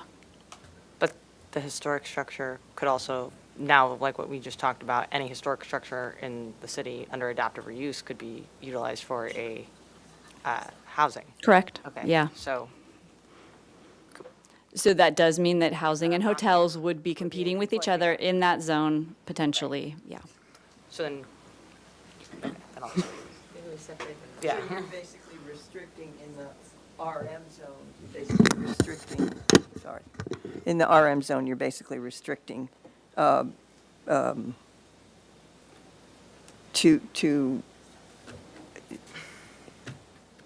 they require a CUP, but isn't that right, that they require a CUP? Can you just go over that again? Because that was a really fine point. It took me a couple times of reading the staff report to get that straight.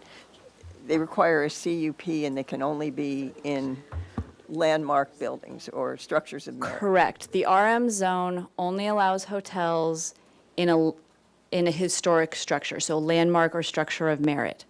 The proposal would be to rezone RMH to the same RM to to the have the same same model. standard, Yes. same model. Yes. That's great. Thank you.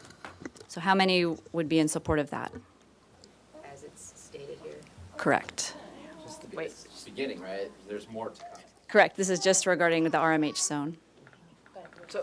So to still allow the hotel? With a CUP then I'm not- in a historic structure. Yeah, why don't we ask the other way? Both ways. Could I ask a clarifying question? So right now, there's an RMH zone, and the H allows a hotel by right. Okay, it's an important point on this. Right now, the RMH zone allows a hotel by right. What she's proposing is that you get rid of the H, so it's no longer allowed by right. And the only area that a hotel would be allowed would be in an historic structure with a CUP. So to vote no on this means that it would continue to allow a hotel by right, but to vote yes on this would mean it's only a very small number and they would require a CUP. Can we do the vote without the CUP and allowing the historic building? Can we just do the conversion where you're not allowing the hotels regardless of the historic building? That could be a second vote. Allison, you got Yeah. that? Okay, so We just don't. Excuse me, I don't understand why in this zone we would allow a CUP for historic structures if they convert to hotel. So I would need to understand that a little bit better, so I couldn't vote for that today. Commissioner DeLuccio, the reason that staff proposed that is because it mirrors the RM zone, which is adjacent to most of the RMH. So the RMH kind of provides the transition from residential zone, multifamily residential, to commercial. So what we're proposing would essentially be that it remains essentially a residential zone with the allowance for these smaller hotels that typically function more like a bed and breakfast because they're in a historic structure.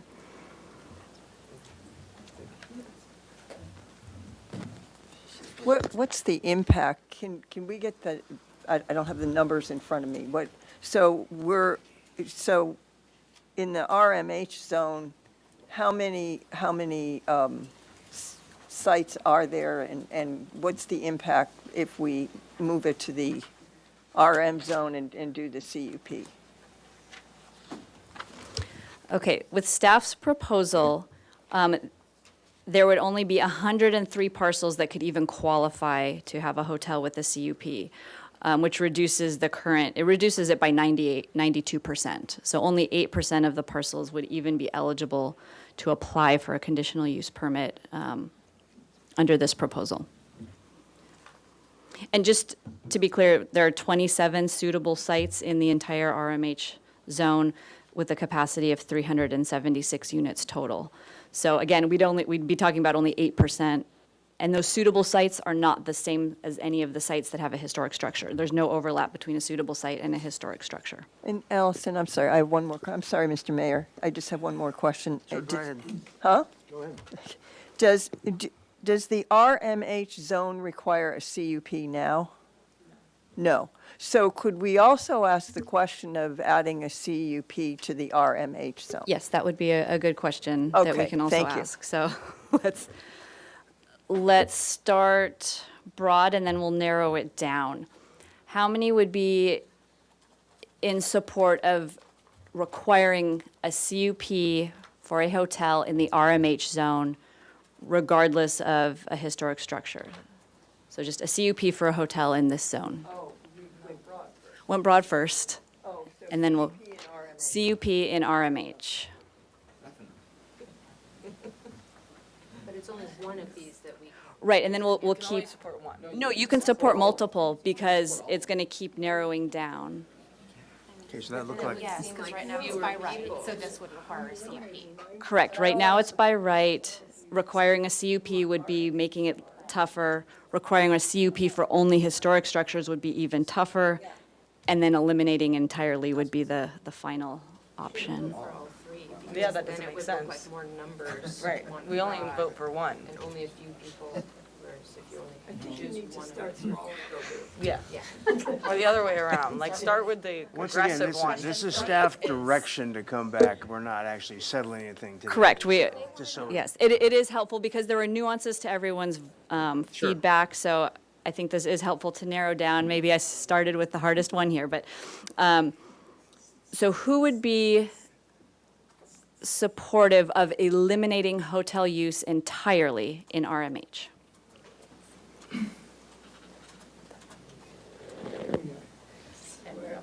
One more. Oh, okay, 7, thank you. Wait, 8. 1, 2, 3, 4. I will let. That's what, eliminate, but no CUP option, just. Eliminating it Hotel use at all. entirely. You did, do you want us to raise our hand again? Yes, can you guys raise your hand again for eliminate? I just, there was some Oh, changes. let's raise our hands again. For eliminate, Eliminate entirely in RMH. back to 7. Okay. Less restrictive would be to only allow in RMH in a historic structure with a CUP. So that's 8% of the parcels. Correct. And that exactly mirrors what we have for RM right now.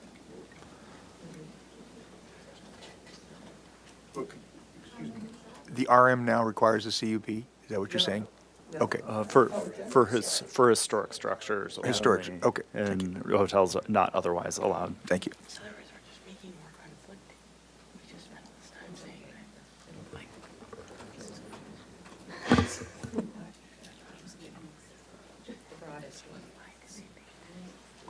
Can we clarify that all of this that we're talking about, if it were to be executed, is going to maybe or maybe not have any legal ramifications? I've been looking for body language here, but Ms. Ostranger's been giving me the poker face. I don't know what you're thinking about over there. can't read it.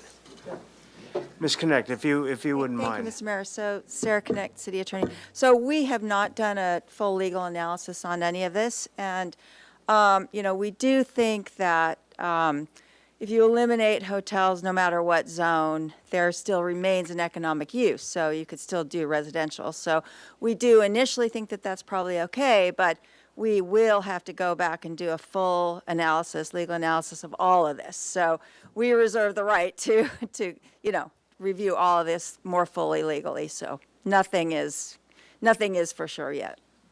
Okay, I just thinking from a chicken and egg standpoint, what's going to make the most sense, whether, if we get into a long staff effort, and then it turns out that legal says, wait a minute. Oh, yeah, any ordinances, any draft ordinances, we will be doing a further legal analysis. So nothing has been done yet.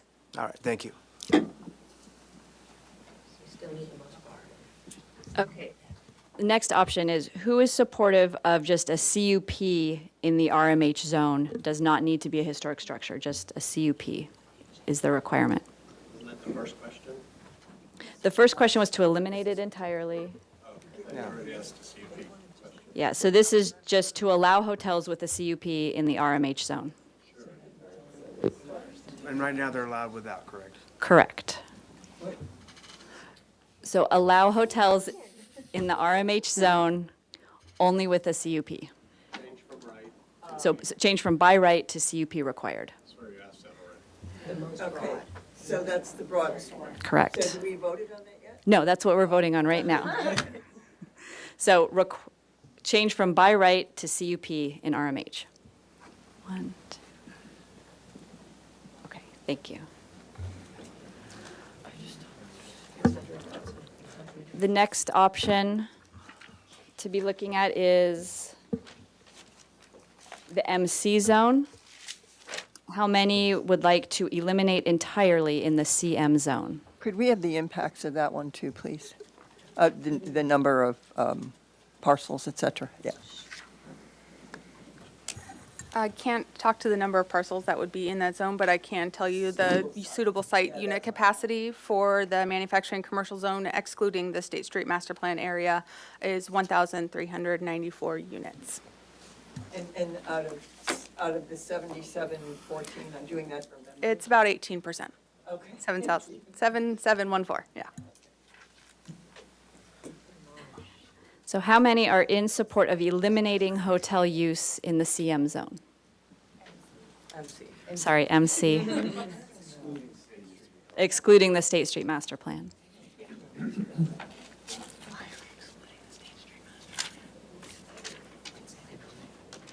Okay, how many would be in favor of changing from by right to CUP required in the MC zone? That'll be an option. Depends what the CUP looks like. That's the elephant in the room. It is, I fully understand that. Okay, the next question is, how many are in support of eliminating hotels entirely in the Milpas neighborhood?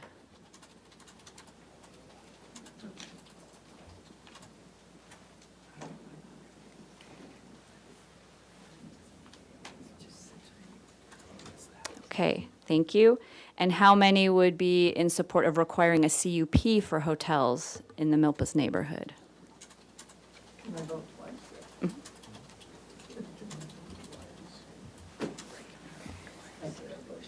And again, all of this is going to come back. This will all come back, and we understand that your vote could absolutely change depending on what the criteria is for the CUP. So, yeah, this is just early direction on that. How many are in support of eliminating hotel use entirely in Upper State neighborhood?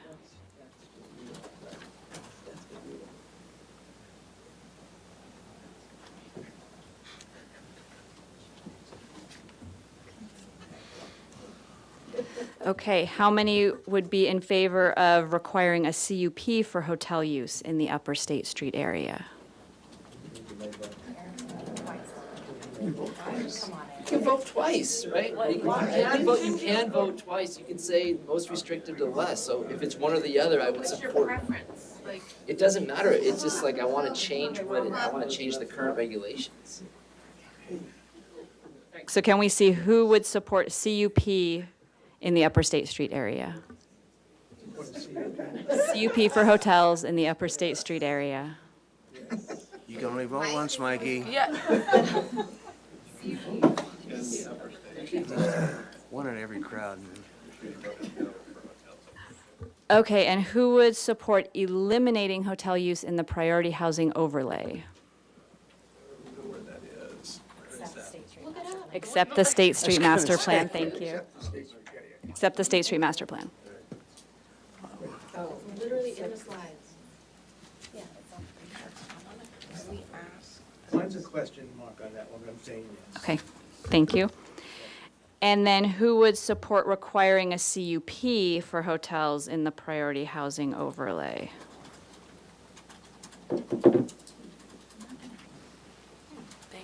Okay.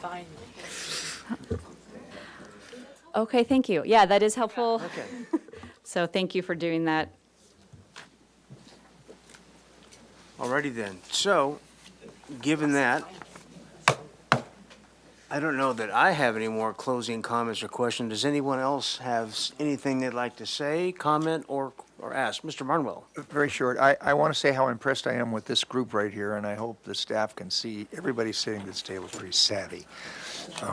And the more we can get this group together on all these topics with your excellent report, I'm totally supportive of it because the Planning Commission in many ways is in the dark on some of these things, and we shouldn't be. So thanks to everyone here as well as the staff. I'm really impressed.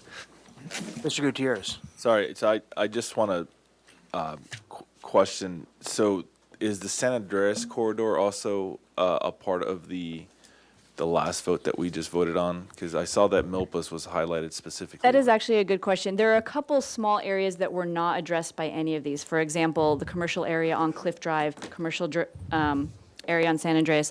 So those are things that, based on your feedback on the other areas, we're going to address these smaller areas that are outside of the main ones that we talked about today. All right, please make that a priority. Thank you. Ms. Gutierrez?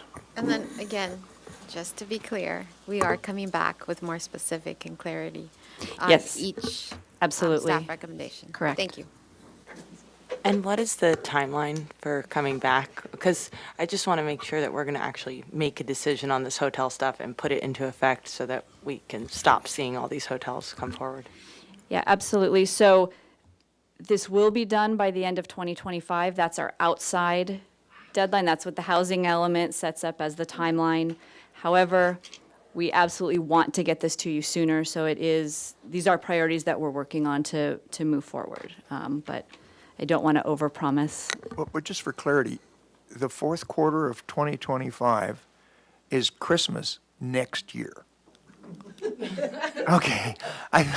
If we can speed it up, I certainly would appreciate that. Thank you. I don't know how many here have been to these zoning changing meetings before. I have. Okay, well, I don't see any reason to extend this. I think everybody got to say their piece. I appreciate the work everybody put into it and staff, so thank you very much. And we stand adjourned.